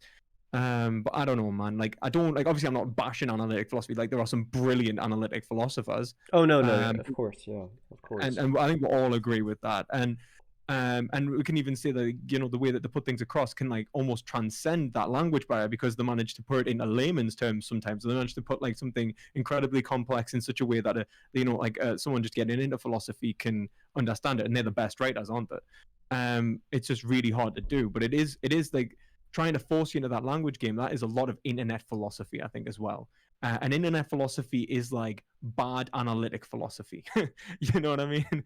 Like it's like analytics who are approaching it all wrong, even in the state of analytics. Like the disposition is just it's not even um to get anything but one-upmanship upon another individual by using like terminology that they might know and then claim victory when they don't seem to Mm. understand like the concept being conveyed, even though they might understand it if it was expressed in different terms and the conversation could continue. What it's do it's so you? Yeah, but yeah, no, I understand. But what do you? I mean, what do you think the state of YouTube videos on the internet are with philosophers right now? Because it there's a varies. sense of where I agree with you that we're some of them are talking about different languages, but I also think there's a sense of where a lot of the big ones are misinterpreting what philosophy ought to be like by giving over to, I think, very undergraduate-esque um, positions, and then they become the most popularized because they're the easiest to comprehend. Yeah, I I know this sounds completely agree. absolutely elitist and absolutely horrible for me to say. I don't. I'm trying to not make it sound. I'm not trying to make it sound I like an. actually completely agree with you, to be entirely honest with what you've said there. I think one of the best examples in the continental side is just how many people you find that are defending Nietzsche, and a Oh Nietzschean yeah, like yeah. position, or It's like also bad. or the postmodernist positions and stuff like that. And you've got to consider, as like when you talk about like even the undergraduate. Oh, Jesus Christ, I'm bad at this game. Even when you talk about the undergraduate like sort of like interpretations of philosophy and stuff, it's like philosophy is not the only discipline teaching philosophy. And I think like take someone like Vosh, right? And I disagree with Vosh on a lot, and I think there's contradictions within his system that are so unbelievably apparent that like anyone who had read Karl Marx or anyone like that could not call themselves a Marxist and hold these epistemological positions, especially in terms of like normativity. Like it's nonsense. He's rejecting meta narratives and history, yes, affirming a meta narrative in socialism. And it's like, right, well, you're a walking contradiction. And but like he's a sociologist and he's learned philosophy in sociology, and he never even directly, from what I'm aware, engaged in theory. And then when he did engage in theory online, it's like a half-assed kind of, I've read a little bit of theory, now I can educate you all on theory. And it's like, yeah, you can. He's like, what I think is the issue with and I will say, like, Cosmic Skeptic isn't this, like, Cosmic Skeptic, Rational Rosens, they're not these kind of people. They're more developed, and I think at least they actually know what they're talking about. Even if I do think they're wrong, I think they know what they're talking about in relation to what they're talking about. But you get these kind of people that are like the 5% people, that they think that they can teach someone else so long as they know 5% more than the person they are teaching. Well, the reality is they don't even know their name if they're teaching 5% more. Like, you don't even understand anything about the subject. You're an absolute amateur. Please do not try this. It's like if I was trying to put, if it's like me, it's like if I go to the gym a couple of times and let's say I build some muscle and I get like physically capable, but then like after like a month or two, I'm like, you know what, I'm gonna call myself a personal trainer. It's absolutely abysmal. It's like, no, please stop. But that is also a big issue with philosophy and stuff on in YouTube, in the YouTube community. But at least I guess there is one benefit, that people are at least discussing some philosophy. But then it's becoming it's becoming almost a tool of division, where Mm. people are now using it as a way to propagate their own like ideological stances, rather than actually considering the way the world is, and the way that they're approaching philosophy is just Well, a form of. that's the biggest problem that I see is people are latching on to way too many isms, whether it be feminist. I'm not, by the way, advocating not to be a feminist here, by the way, but before I say this, but way too many isms: feminism, Marxism, postmodernism. Uh, Mhm. I'm a determinist. I'm a compatibilist. It's just like, and the Now way of just the way of doing philosophy, or the way of doing even any sort of intellectual inquiry, should not be done like this. It should be done I basically can, by observing all of history and all of philosophy, and then being able to abstract from your own prejudices and beginning with the evidence and then getting to a conclusion, instead of beginning with a bias and then working your way yeah, up to the where you want inductiveness to. of like internet philosophy is tragic.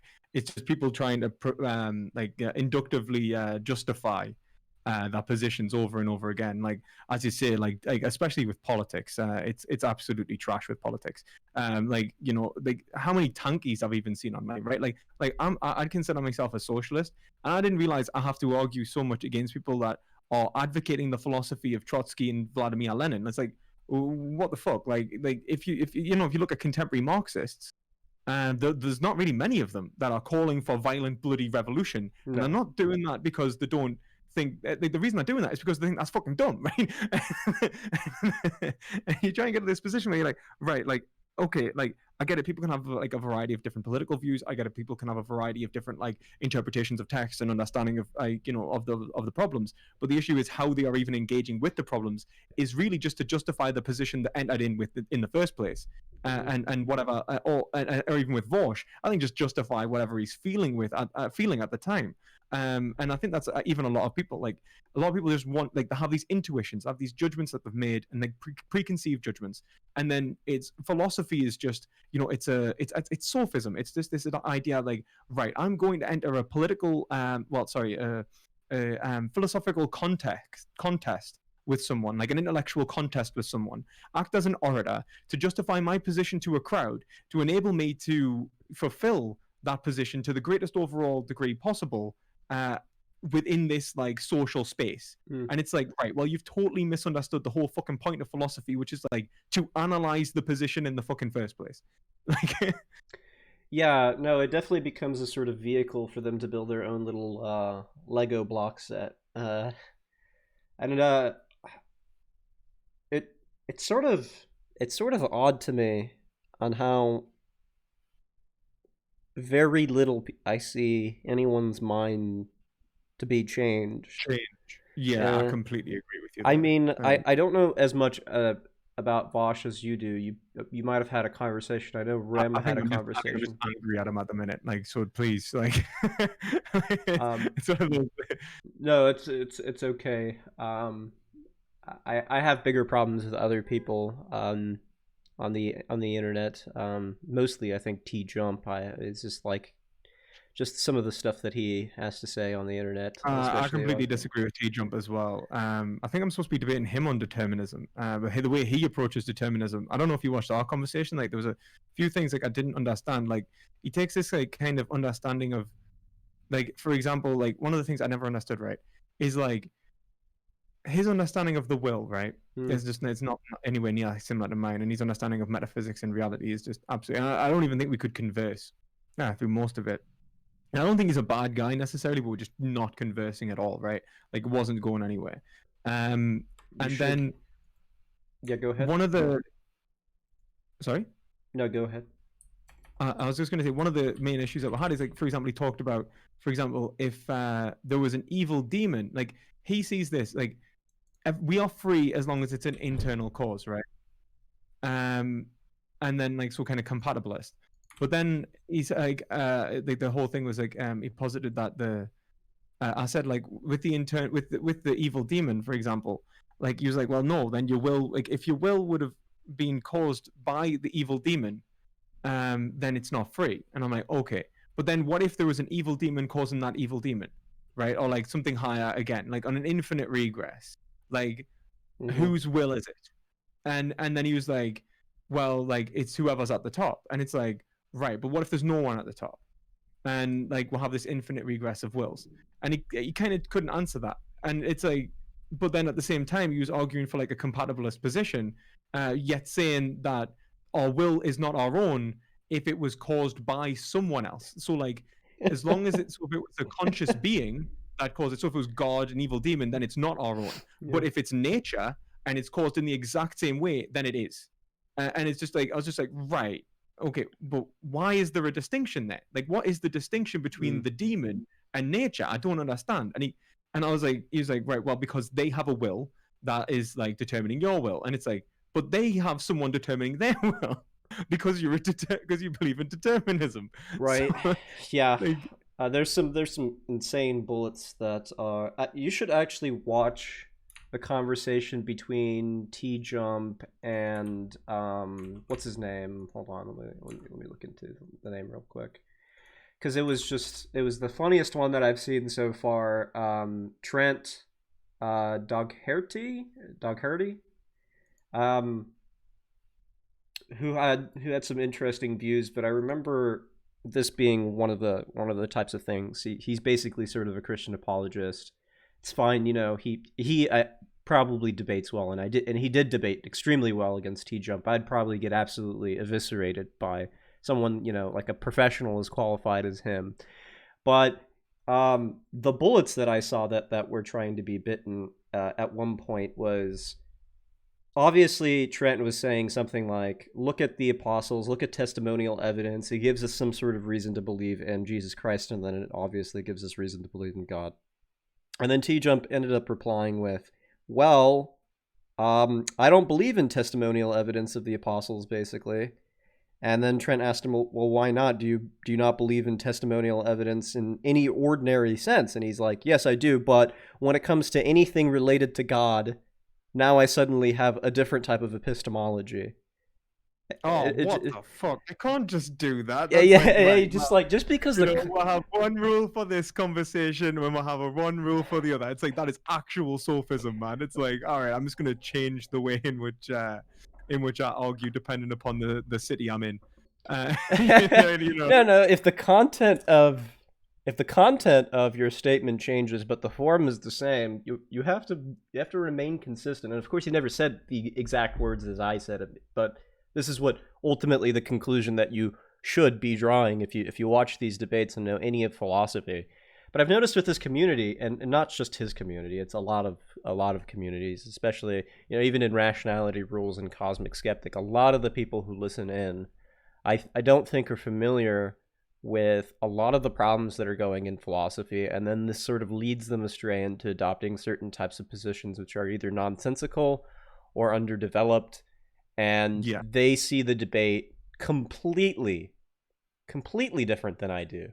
It's like it's just like I look at the comments and then I'm like, what are we watching even the same video? Like, are we like how could you come to that conclusion sometimes? No, I know what you mean. I think it's like obviously academic experience plays a massive role. And this is why I say like one of the best introductions to philosophy I think is academics and literature, and not like obviously YouTube. That's why I'm not like, oh, like when people ask us like what's the best introduction to philosophy, I'm usually telling them like, right, well, like not I'm not going to give you a video of someone explaining it, if I'm honest. And even me, like I like that I try to take an academic approach to things, and I think at least Cosmic Skeptic does that as well, where they're like, presenting positions that are, well founded, and at least like they can reference thinkers and so on.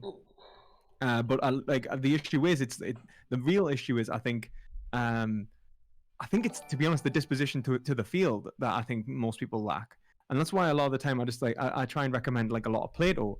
Just look at the difference between Socrates and the sophists, and that will teach you what philosophy is about, almost. And it's like that's kind of like why I kind of like think that a lot of these people are, like, in terms of the people in the comment sections, are making mistakes. Is because they're already trying to justify the preconceived notions, rather than like see how the world actually is, and like form like actual like grounded arguments.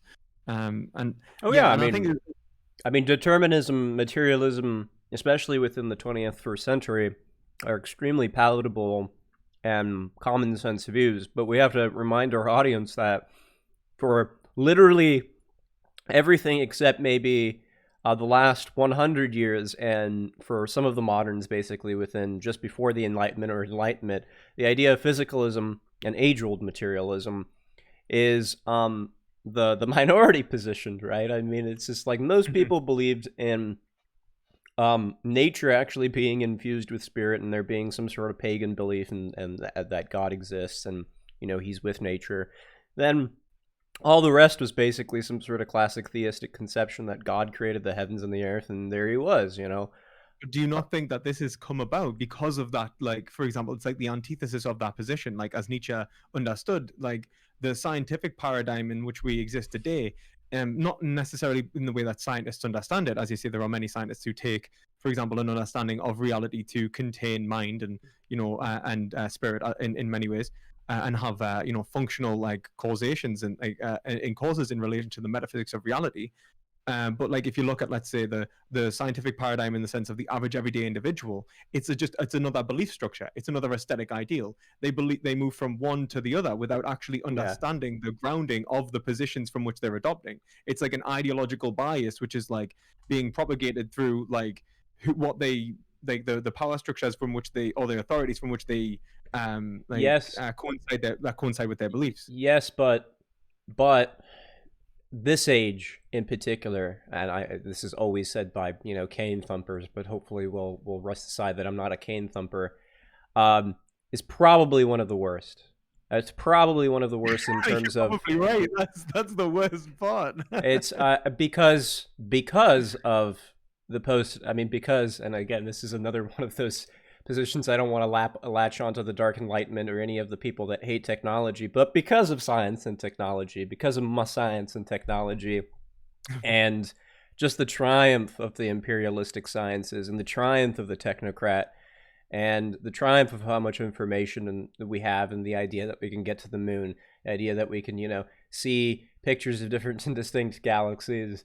We see things like, Star Trek: The New Generation. We think of the power of science and physics and things like that. That we're so enamored by the idea that nothing could possibly be. Yeah, we're enlightened. Nothing could possibly be true other than the physical sciences, and we've reached the pinnacle of history at this point. Well, what does every single person in their history think? That the exact same goddamn thing, right? That they're the pinnacle of their society. Exactly. It's like the Romans, like everyone else is a barbarian and we are civilized, and it's like, yeah, that's slaughtering people, enslaving people, like having games where everyone gets murdered and stuff like that. Yeah, like in today's conception of that, it's unbelievably backward. And I think that's like Hegel's like progression of history, isn't it? It's like this idea like everyone is going to think that they're smart and that they're better than the previous generation without considering their own ignorance. And if you don't consider your own ignorance, then you're not going to develop. It's like you have to be able to admit, not like almost. I wouldn't take it in a very literal sense. When Socrates says like, "All I know is that I do not know," that is like a disposition of philosophy, the understanding of your own ignorance in relation to reality. It's like that you only understand this small proportion of reality when you're engaged in the greater overall explanations of it. No matter how developed your theories are, there are aspects of reality which are usually like the blind spots, like within your like cultural like framework, like even ideologically. And like I think the best example is like, for example, the scientific paradigm, which has got people like so hooked on this explanation of like the empirical reality being the foundation of like reducible, everything is reducible to this explanation. And that's one of the reasons I did that video of debunking cosmic skeptics position, is because I'm very much against this like reductionism, and like the scientific reductionism, which I think, or physical reductionism rather, that I don't think explains reality as it is. And another point I would probably make as well is not necessarily in relation to just the overall like. Well, one of the things I'd like to say is I think that it's not just like science that's like the paradigm that's enacting. I think we have this coincidence of these like various paradigms, these various institutions which have like propagated and perpetuated their ways to like form like different views within individuals who aren't analyzing them and like questioning that like hegemonic like hegemonic system which is giving them their thoughts and behaviors, like, all right, like here you go, like this is what you think today. And I think that one of the big ones again is like, for example, capitalism. And I think another one, like obviously the movements from religion and the change in religion and the rejection of religion, the necessary negation of religion being stupid as well, and this removal of like spiritualism in every single form, and this movement to do so by moving it towards a physical explanation of the universe is another issue. And then obviously capitalism benefits from this because it perpetuates something like social Darwinism. So then you have an ideological bias within our state that is being funded in terms of having economic success within individuals who are seeing themselves as superior to other individuals and being rewarded for such behavior. Like psychopathy and predatory behaviors being rewarded within like our society, and like narcissism and stuff like that, which is justified within like this idea of like nonsense views of like how humans would have behaved in the wild. And it's like you could see that stuff even popping up in like the 17th century in Thomas Hobbes, this like individualism and this rejection of religion and this movement towards like a misunderstood egoism as being rewarded by like the power structures that were forming in this primordial capitalism. And I think that like it's all kind of like conglomerated together in this kind of ideological soup where we're kind of in like what I think could be called like the antithesis of the Enlightenment, and I'd really hope for a synthesis. Yes, I think I definitely, you said a lot, so it's going to be hard to remember everything you said, but I think I agree 100% on just about everything you said there. There does seem to be a sense of where egoism becomes to be very compatible with capitalism, and the sort of turn towards materialism, physicalism, coupled with atheism, um, kind of creates a weird world, because on one hand, if you believe in that, then you have to deny something like conceptual realism, which means that you have to deny ethics, at least in the sense that there are actually, ethical properties out there. And this puts us in somewhat of a dilemma, right? We want to at least um, we want to at least hang tightly to one thing that Christians have given us, or really any religion, really, and the Greeks, right? And that's the idea that the good exists, and that Yeah, I in agree. certain types moral properties exist. But it's also sort of perplexing that we can't actually get into that if we're full materialistic atheists. And I'm not saying Mm. that And atheists we get can. accused when we do Yeah, of having religious baggage yes, consistently. You of must course, believe in a God. of course. And it's like, no, not rest. No, you can argue for a secular approach, but you never get. You normally get mocked and ridiculed, especially online. Well, yeah, you can argue for a secular approach, but as long as you realize that that secular approach is going to have some baggage that obviously comes from more mystical elements, and that is to incorporate something like immaterial properties within the structure and the actual fabric of the world. I mean, you believe in moral properties and moral proposition, unless you're some sort of Kantian where you think these are just in the mind, and yet you're still going to get those somehow in the world if you think the mind is in the world. Yeah, I would Um, argue that these I would say like obviously subjectivity is the foundation of ethics and Hegelian philosophy, and obviously subjectivity itself right. is There's a exists in being. It's serious problem with disenchantment. A serious problem, I think, in viewing that there is no purpose in the end of the day in the world. Um, and by God, I mean, you don't have to think that a classic atheistic Abrahamic God exists out there looking at us from the heavens in order to think that, morality exists or that there's purpose in the world. You can see purpose imminently within the world, but you got to look at it. And you have to eventually jettison the idea, or at least possibly be sympathetic to the idea that not everything in the world is a cosmological coincidence. I mean, think of it this way. Everything that we experience, literally everything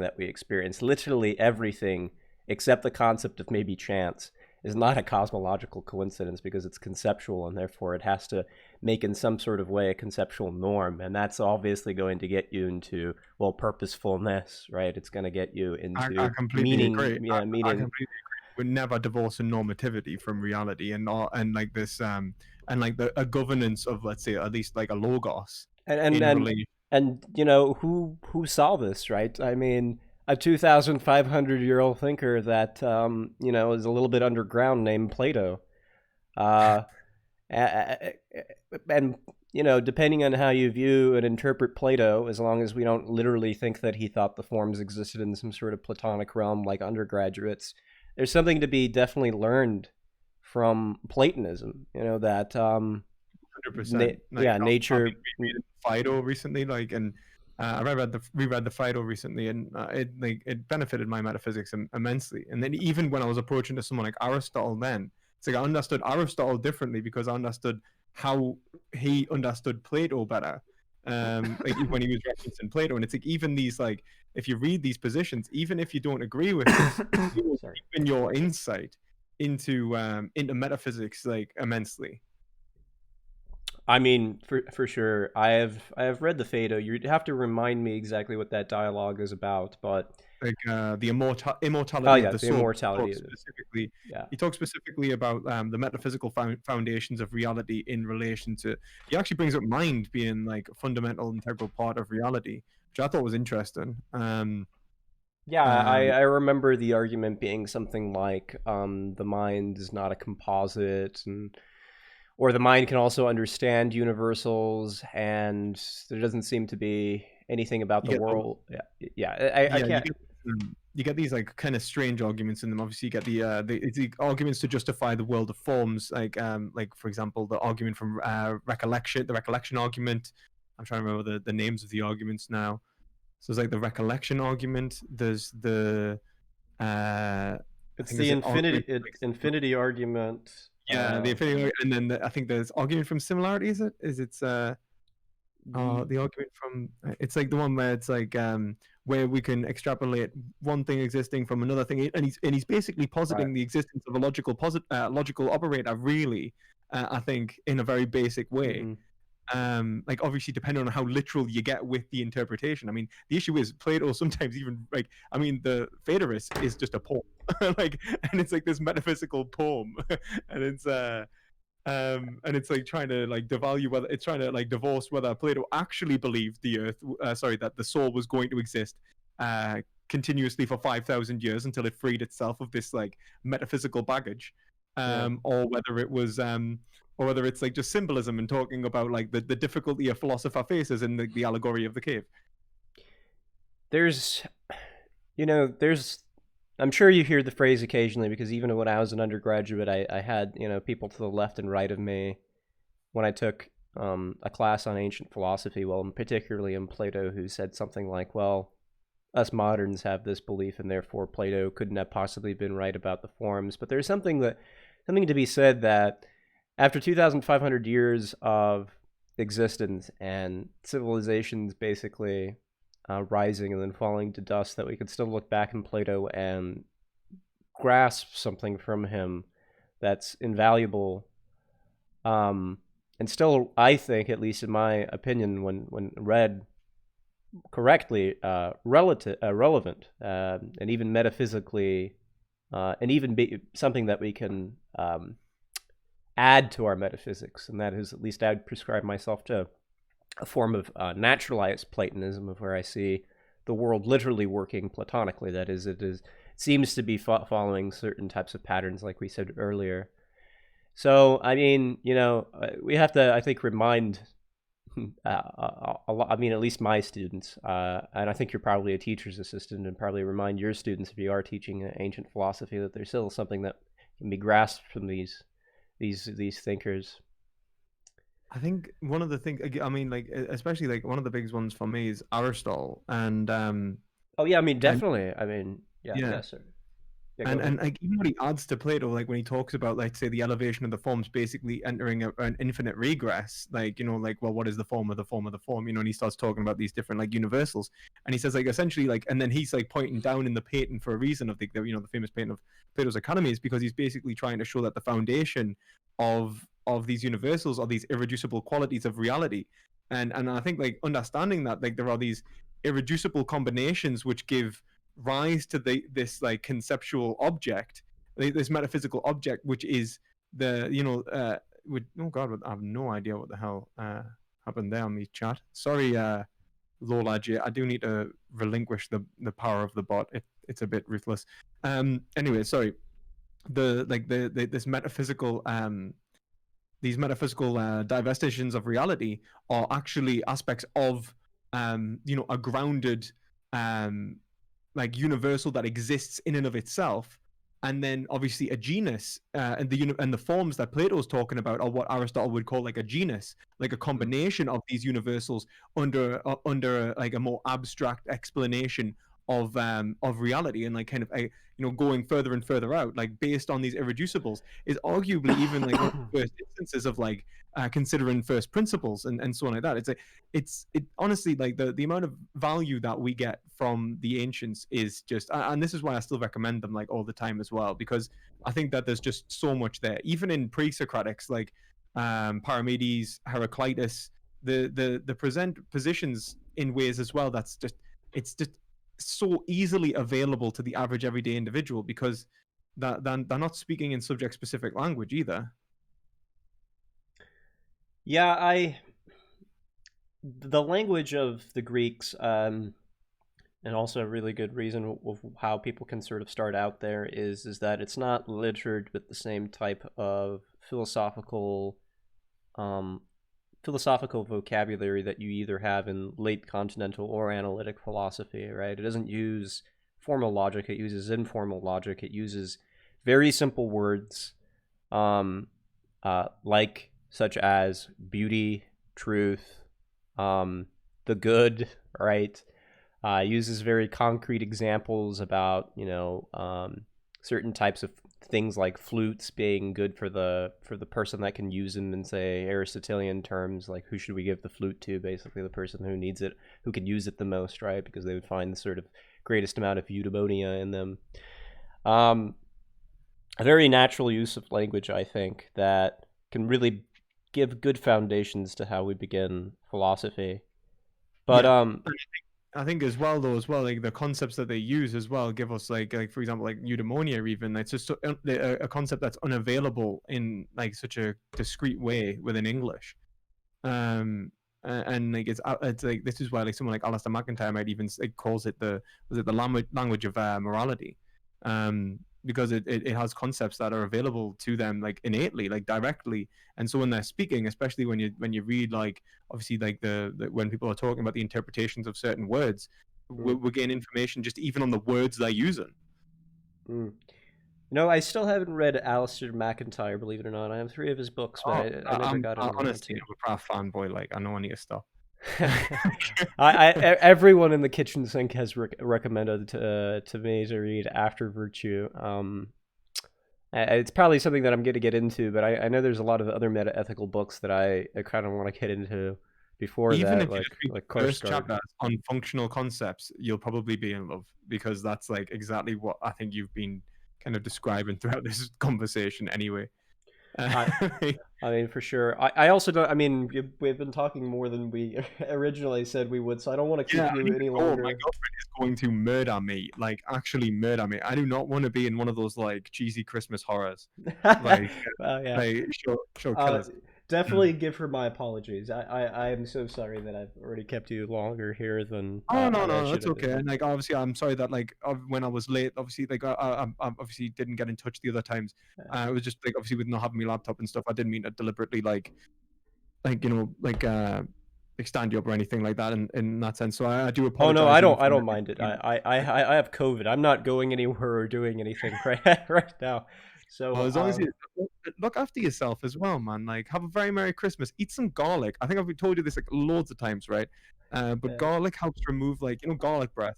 That's actually like, from what I'm aware, it's been shown to be like excretions of garlic from your lungs themselves. Hmm. And garlic's like an antipathogen, so we're confident. I don't know if it's been proven yet. They're confident that it can remove deep-seated lung infections. So it's supposed to like actually aid as like a way to genuinely like help your immune system like combat like lung issues. And then I think and then otherwise I just say drink plenty of fluids, and look after yourself, man. Absolutely. I got a comment from one of our members here. They said, "Please do this regularly. This is so valuable." So, and it was. Thank you for the conversation, Perspective Philosophy, or Lewis, I should say. I really enjoyed this one, especially when we get into these not so Thank technical. you again, and you're welcome anytime on the channel, man. Like absolutely, and thank you to your audience as well for having to tolerate me. I know it can be a pain at times, but I do appreciate like obviously your perseverance. And yeah, like hope we talk again soon. Yeah, absolutely. You have a good one. Merry Christmas to you, or Happy Holidays. Until we talk later. Merry Christmas, happy holidays, and take it easy, man.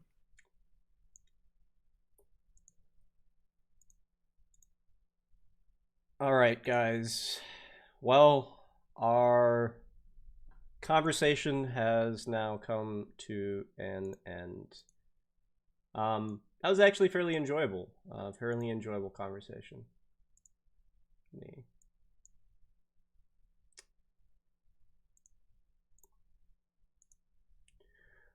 So the comments have probably piled up since then. I'm gonna take a look real quick to see if we have any questions or any questions about the conversation, or any sort of comments, insightful comments right here, since I still have time, even though he doesn't, since I'm just gonna basically be, at home for the most of the time. I don't know how far I can go because that's gonna take a while. I'd imagine that a lot of the conversations right here are in reference to the conversation and not any questions. So I might scroll down. Um,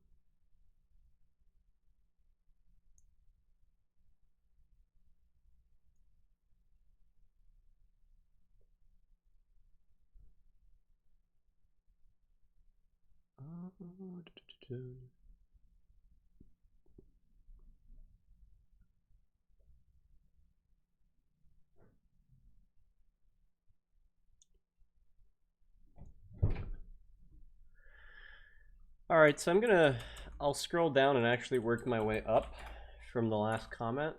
Um, have I ever read a person named Brandon Castrup? I have not. I'm always interested in ideas, though, so if you wanted to give an explanation of who that person is and what they stand for. Is there anything that you're reading right now that you would recommend? Yeah, one of the books that I was reading just exactly right now is Life in Action by Michael Thompson about teleology and the life form. I brought it up briefly in the conversation, basically, with Lewis. And it's a sort of Aristotelian slash Hegelian perspective, although he only sort of briefly mentions them here and there. Doesn't necessarily like build from their philosophy in a very direct sense of where you have to use the entire framework of Aristotle or Hegel or anything like that. He just says, like, look, isn't this very, very similar to Aristotle and Hegel, what I'm thinking about right here when I'm employing the life form? And if I didn't know any better, he never says it quite exactly the same, but he's looking at function there. He's looking at the function of life instead of in the material of life. So yeah, Michael Thompson's definitely the last the current book that I'm reading. Just before that, I was rereading The Groundwork for the Metaphysics of Morals by Immanuel Kant. And before that, I mean, you can go down the list of various things that I've been reading on and off, but that's pretty discursive.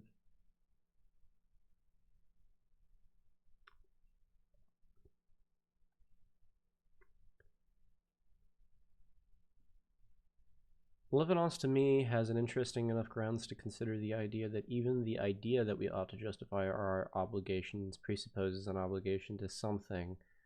Idea to justify procedures. The cart is before the horse. In other words, if we ask the question of obligation, how to epistemologically ground, we're doing epistemology and not ethics. I have never heard anyone write it in quite that way. You seem to imply that Levinas has a sort of transcendental argument. If I'm understanding you correctly, I'm just going to abbreviate your name to DPF. And you're basically saying that ethics and obligation, the concept of obligation, basically analytically presupposes an obligation to someone or something, which is an interesting hypothesis. And I've read Levinas, but I never quite heard it formulated that way. I'm gonna have to really think about that. Do you think by separating physics and psychology we get any closer to time travel, which is switching consciousness? No, I don't believe in time travel. And most philosophers of science, I don't think, believe in time travel as being metaphysically possible.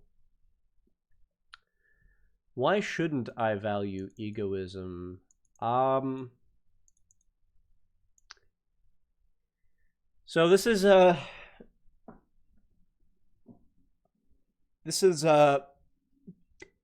sort of question. I don't know if very nice 6969 is still here, but what a name. But I have answered this question, I think, before. I think it puts the cart ahead of the horse. It basically tries to say that everything that I do is for the intended purpose of myself. Just because I sort of derived a certain type of pleasure as a consequence of doing certain types of actions that, of course, is, in some way subjective. I mean, what would it mean to talk about a pleasure that's non-subjective unless we have ways of communicating, which we do, but in sort of outside of those rare exceptions of where we can hook up with sort of our neural nets and feel other people's pleasure, all pleasure is going to be sort of self-directed and self-aimed. It's a sort of it's a sort of notion of affectivity that's, going to be within us. But just because we feel or are affected by certain types of pleasures It doesn't mean that we're intending to do certain types of things for other people. We often value other people for the sake of them, for the sake of themselves instead of for us. So, I could always reverse that question and sort of ask, well, why can't I value other people? Why are other people unvaluable? Why are they only valuable insofar as they're valuable to myself? Why am I stuck in this sort of hypothetical imperative of where I always treat people as a sort of means to an end instead of an end in themselves? It is possible for me to conceive of people with their own means ends framework, and it seems to me also conceivable that I can treat people as others that have a means ends framework and a value in themselves, with values in themselves, instead of just as a value for me. That is to say that value egoism seems as much as a problem as solipsism does to me. Both pseudo problems, both sort of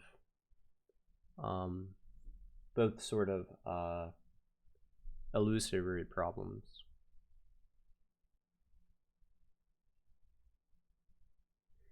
Every time I see him, philosophy on YouTube is horrible, or at least most of it's horrible. T-Jump seems insufferable sometimes. Every time I see him speak to someone, it just seems like he constantly minimizes everything the person is talking about. Yeah, this is one huge problem, Huck, with T-Jump, is that someone will say something and then he'll condense it in some sort of dumbed down way, which completely misses the point and rephrases in a way that strawmans his interlocutor. This is why I said, check out, the debate that he has with Trent. It is just freaking devastating. It was just so funny. It's just so funny. Just how many times Trent just absolutely zones in. It's like seeing the world's best sniper. And I hate to have that attitude too. It's just I hate to have that attitude where I think combatively, I'm in a sports team basically, or in the army as a soldier trying to just come at my opponent. And it's just Trent just absolutely just it's like seeing a gladiator fight basically sometimes, and you just feel amazed at how well he tackles some points, because people like him that get 120 freaking views every time he goes on debating and running his mouth. It's just how could you not look at that with utter despair? So anyways, yeah, that I'll leave it at that.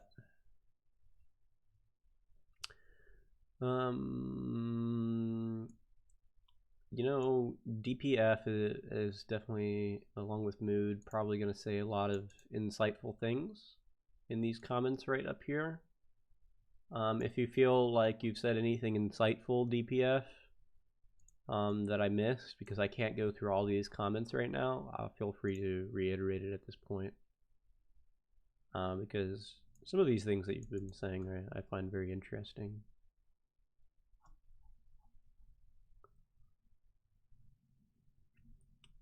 Yeah, Merry Christmas Eve. I'm basically celebrating here at my house by myself in my room, so with COVID.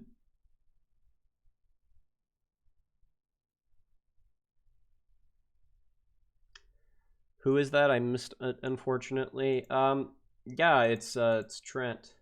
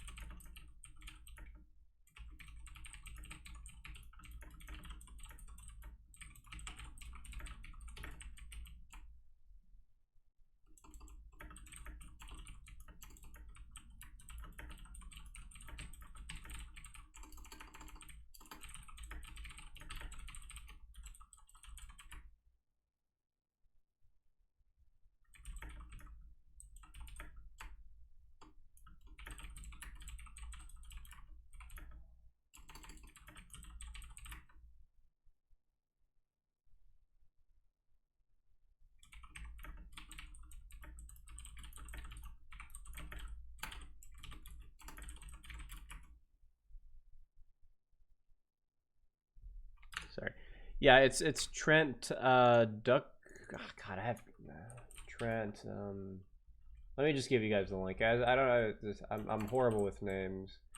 I think it's like Dougherty, Trent Dougherty. This is how you spell it, nonetheless. And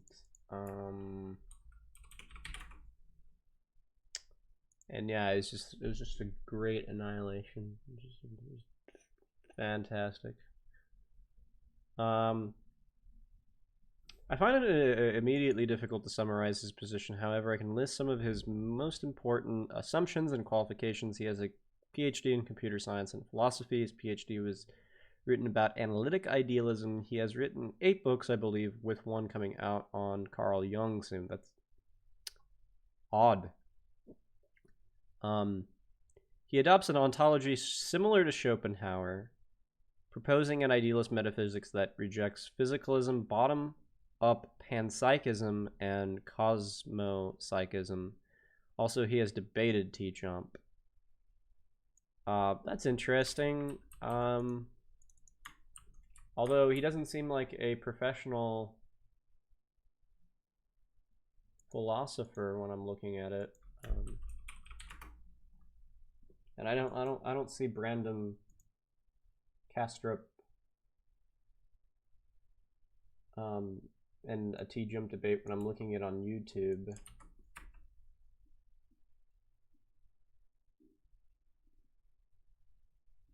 He must not teach at any sort of institution, which is fine. I mean, there's some smart people out there who don't and might.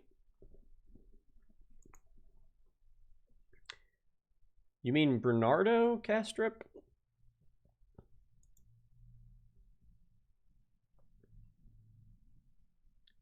He has like a podcast, Consciousness and Reality, or the Mind Stew podcast, and has written 7 books, but I don't see where those books are at.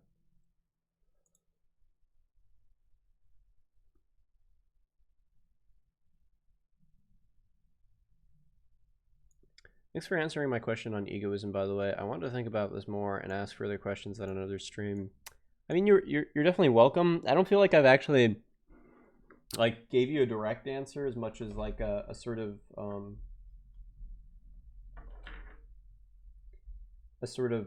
general trajectory of how I think about it.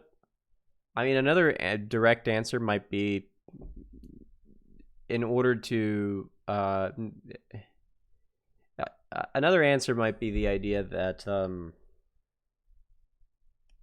well, I've given this answer so many different times and so many different types of streams, is that there seem to be ethical maxioms that Kant laid out that I've talked about in the stream that seemed unconditionally true for all ethical judgments. And these seem to be sort of constitutive of our practical reason or a practical understanding. So those maxioms seem, again, treat people as ends in themselves instead of means as an end. Universalize your actions, such that if you were to do it, you have to ask yourself, what would it mean for everyone to do it? And act in a sort of disinterested way from your emotions when making ethical judgments. It seems quite possible. I mean, it seems actually I don't think it's possible, but necessarily true, actually. At least conditionally necessarily true. If we have rationality, we necessarily do it. And we do have rationality, ergo we can do it. We can abstract from our emotions when making judgments, because, take for example, if I'm making any sort of scientific claim, well, I can, obviously, me feeling a certain type of way won't change the descriptive statement in any sort of way. Why would it do that as soon as I'm making statements about ethics? So one has to sort of offer an argument of why they can't do that.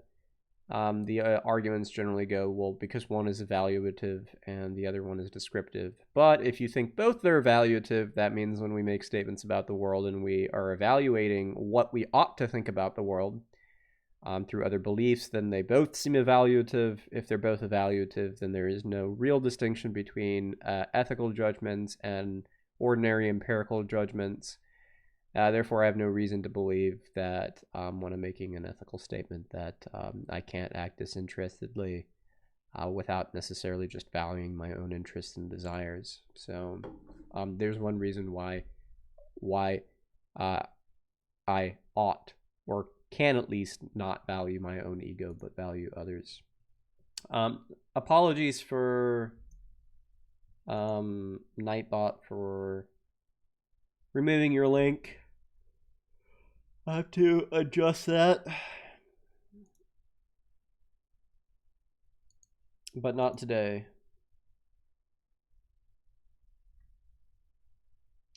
Are you familiar with embodied cognition? Yeah, sure. Yeah, I think all cognition is embodied. Yep, I don't believe in disembodied cognition. I'm familiar also with the tradition of embodied cognition, the embodied mind, whether it be Merleau-Ponty or some new age scientist of the embodied mind. As a matter of fact, I held the view no body, no mind. No body, no mind. Which is distinct from saying the body is the mind. Just, it's a supervenience relationship in the same sense that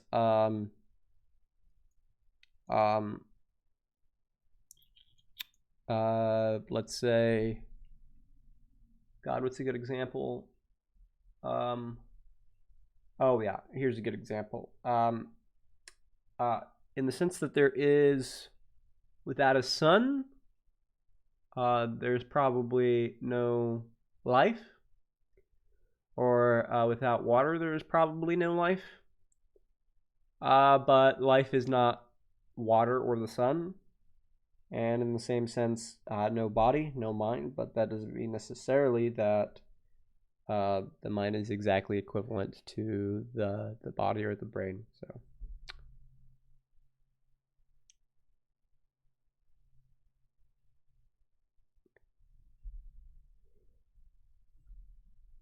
Oh, okay.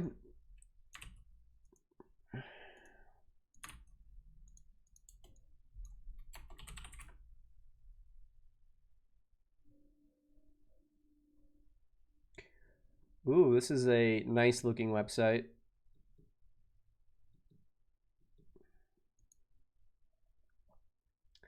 The idea of the world.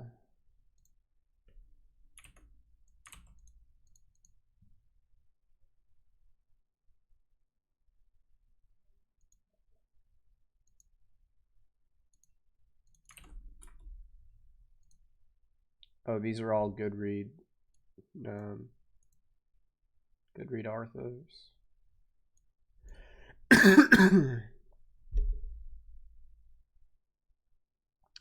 You know, I believe I have seen this person before.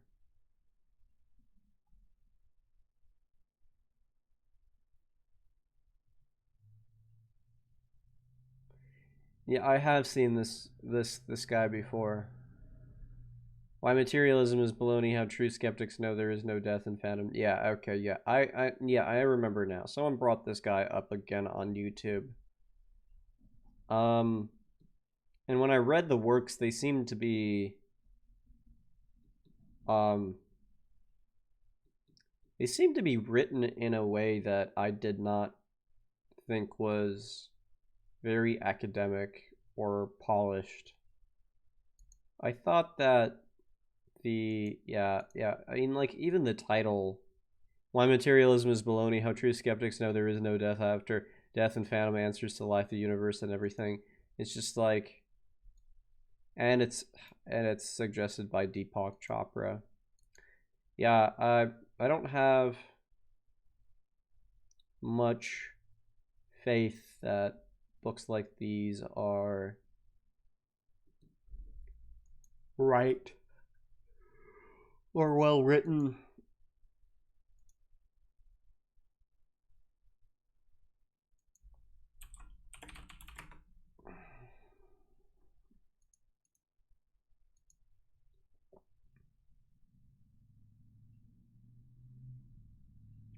Yeah, but I think I also read a little bit of the book, and recall it being very, very general and unpolished, and the sort of book that wasn't, it was either wrong or not even wrong. And I don't like when, I mean, the only other thinker that rings a bell when I think of those types of words are people like Jordan Peterson, who are, either wrong or not even wrong. So.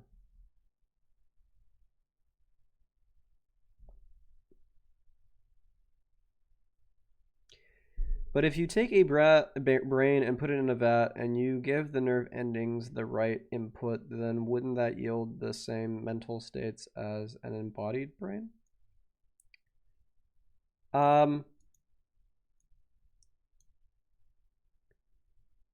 We so I would say things like not. I mean, we first of all can't do that. It seems logically possible that we might be able to do that, but from what we can see is that the brain is tailored and created in a way that it has a very dynamic relationship to the rest of the body.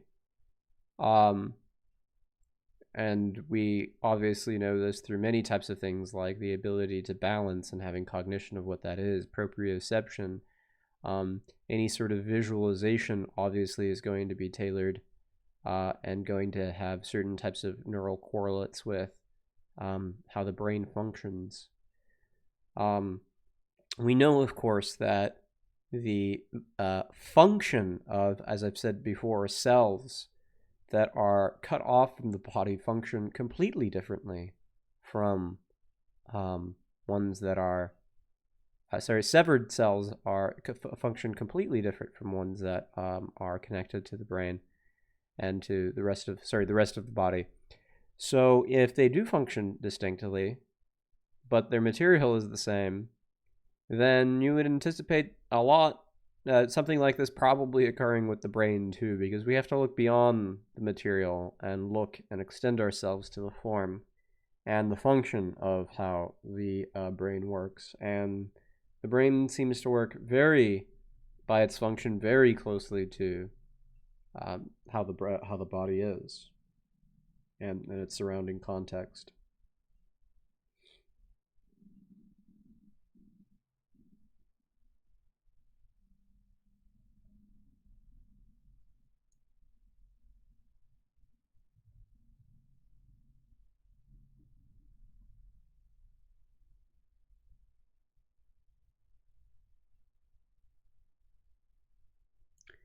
My dude, yesterday I asked you if the existence of a soul wouldn't enforce the wrong intuition that people are innately better and better than others at stuff. You took it the wrong way to talk about ethnicity, which I completely agree.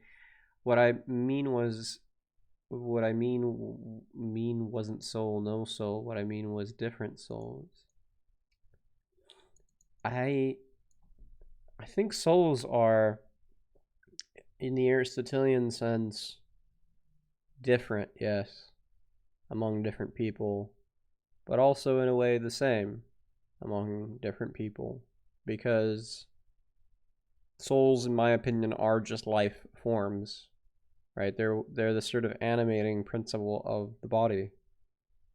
And as far as we have different material bodies, we have probably somewhat different souls because different bodies are going to function differently. I don't know what else to say beyond that, because maybe I'm misunderstanding still some sort of problems that we had yesterday about communication. Regardless of your interest in further laughing at T-Jump, his discussion, which turned into a debate, is quite enjoyable. T-Jump ends up committing himself to the position that a complex system of PVC pipe and water could be conscious. Okay. Well, it's not surprising. Yeah, that's so incredibly dumb. That's just so incredibly dumb. People have a thing in their body which we don't have access to. If everyone has different souls, I think this very much would give strength to the initial claim. Okay.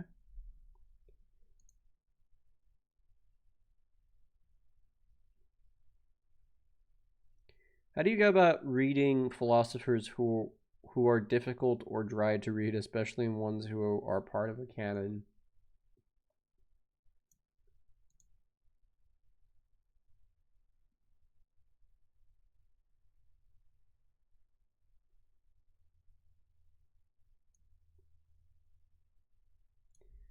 Um,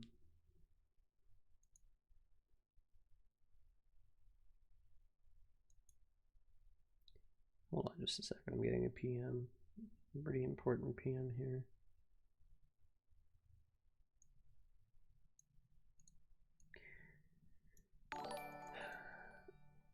Oh, thank you for following.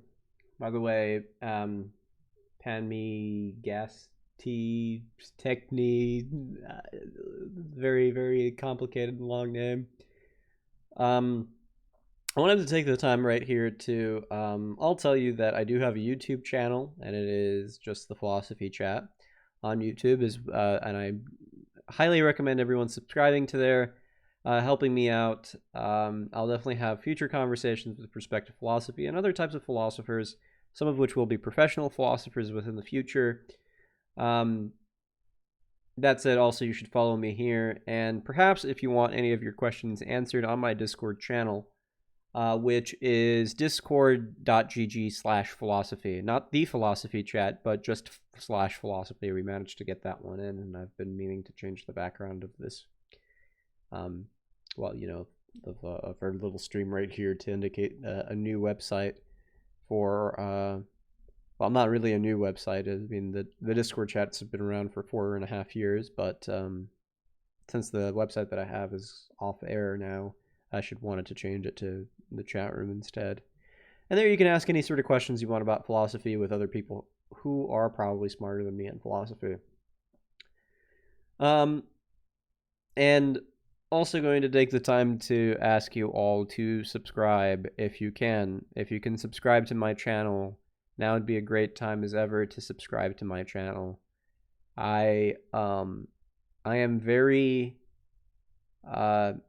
close, if I get even just a few more subscriptions, to be able to actually use those funds for some purpose in the future for TPC and let it grow. The thing with Twitch is that they do not allow you to cash out on any of the subscriptions that you have until you make a certain amount of money a year. And it's very hard to get subscriptions from users. So if you have a Twitch, if you have an Amazon account and can subscribe for free, it would be very helpful at this point, so we can get to that threshold. And you know, with that, I can promise more YouTube videos and more Twitch streams. But if you can't do that and don't have money, of course, don't do it. If you can't, at least try to follow on YouTube if you guys have the opportunity to do so and have enjoyed this conversation. Anyways, so how do you go about reading difficult philosophers, ones that are dry or difficult? Well, I think the longer you do philosophy and the more you understand all these sorts of ideas, the more interesting these philosophers become and the less dry that they are.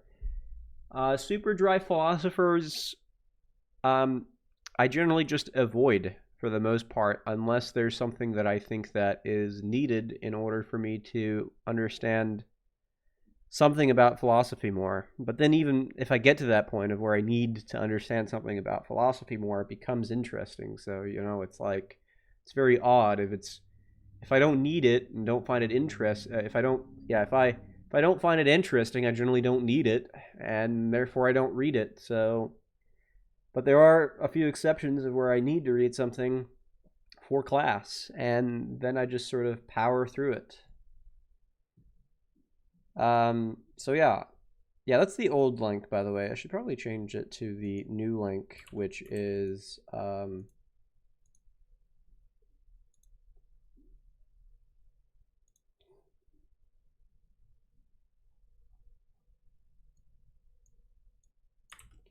just, again, this one right here. It's much more simple.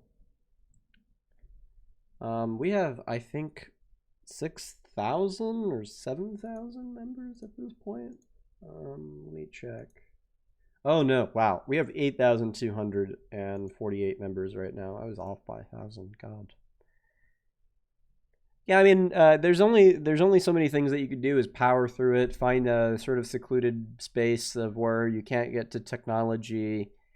If you're okay with certain types of medication, Adderall and Ritalin obviously help. I don't want to like recommend those, um, like off the cuff or anything. Like you should go see a doctor before you take those. But those, I mean, they help me have moments that I need them. Although I'm for the most part pretty anti-pharmaceutical because it has some sort of repercussions that I don't like. But secluding yourself in a certain type of, but that doesn't mean that we should be anti, pharmaceutical altogether. They have their uses. Anyways, yeah, I mean, a secluded area, finding somewhere where you're comfortable. Fortunately for me, the most comfortable area to learn philosophy or study anything is right on my couch behind me. I find that, I mean, as long as it's calm and quiet. Some people apparently learn better with music in the background.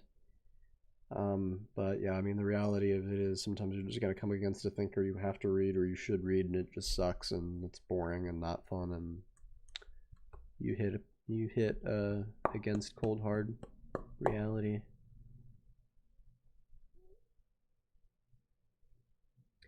I agree the brain works very much in tandem with the body and all senses originate in the body, but at the end of the day, it's a signal through a wire, and the body provides the signal. If embodied cognition is the thesis that the body provides valuable input to the mind, it seems trivial.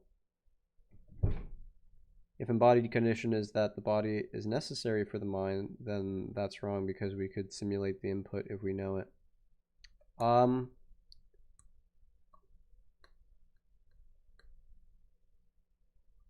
Yeah, well, that's not the claim. That's not what I said. I said that there is a function in biology that's not reducible to the material components because, again, just in the same example with a cell being severed from the body, functionally acting differently than one being connected to it, I guarantee you the brain being severed from the body is going to functionally act the same. Now, you might say it's logically possible that that's not the case, and if you disagree with what I said earlier as evidence for it, then I can also give certain types of arguments for the immateriality of the mind and why that's irreducible, then at that point I would say something like go ahead and develop that experiment and show me, and I'll tell you you're right. Chances are you can't. Chances are no one has yet, and chances are all we're looking at in the end of the day for your argument is a logical possibility alone, and logical possibilities are about as thought-provoking as saying, things like shamanism. The theory of shamanism will eventually solve all the world's secrets. I mean, it's possible. It's trivially possible, but not interesting. So, philosophy chat. If different bodies have different souls, which we don't really have access to analyze it, I think we do. That would very much fit as the hidden thing that would give people different talents and make them innately better than others. That is not my position, but no, that doesn't follow. So we can be really speculative. Let's say that we have different souls. The souls are a byproduct of prior antecedent souls that are mixed in with the natural world.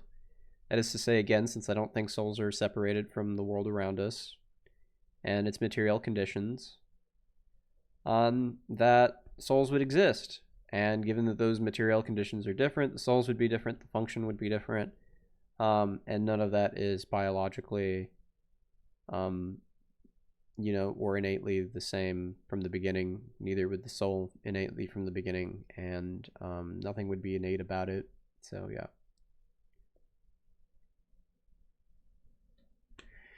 Anyways, guys,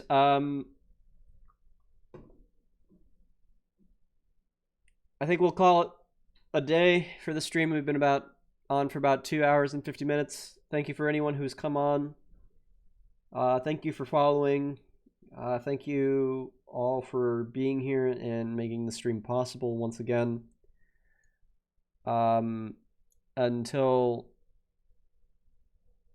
the next time, you guys have a good one. Stay safe. And I will catch you all later.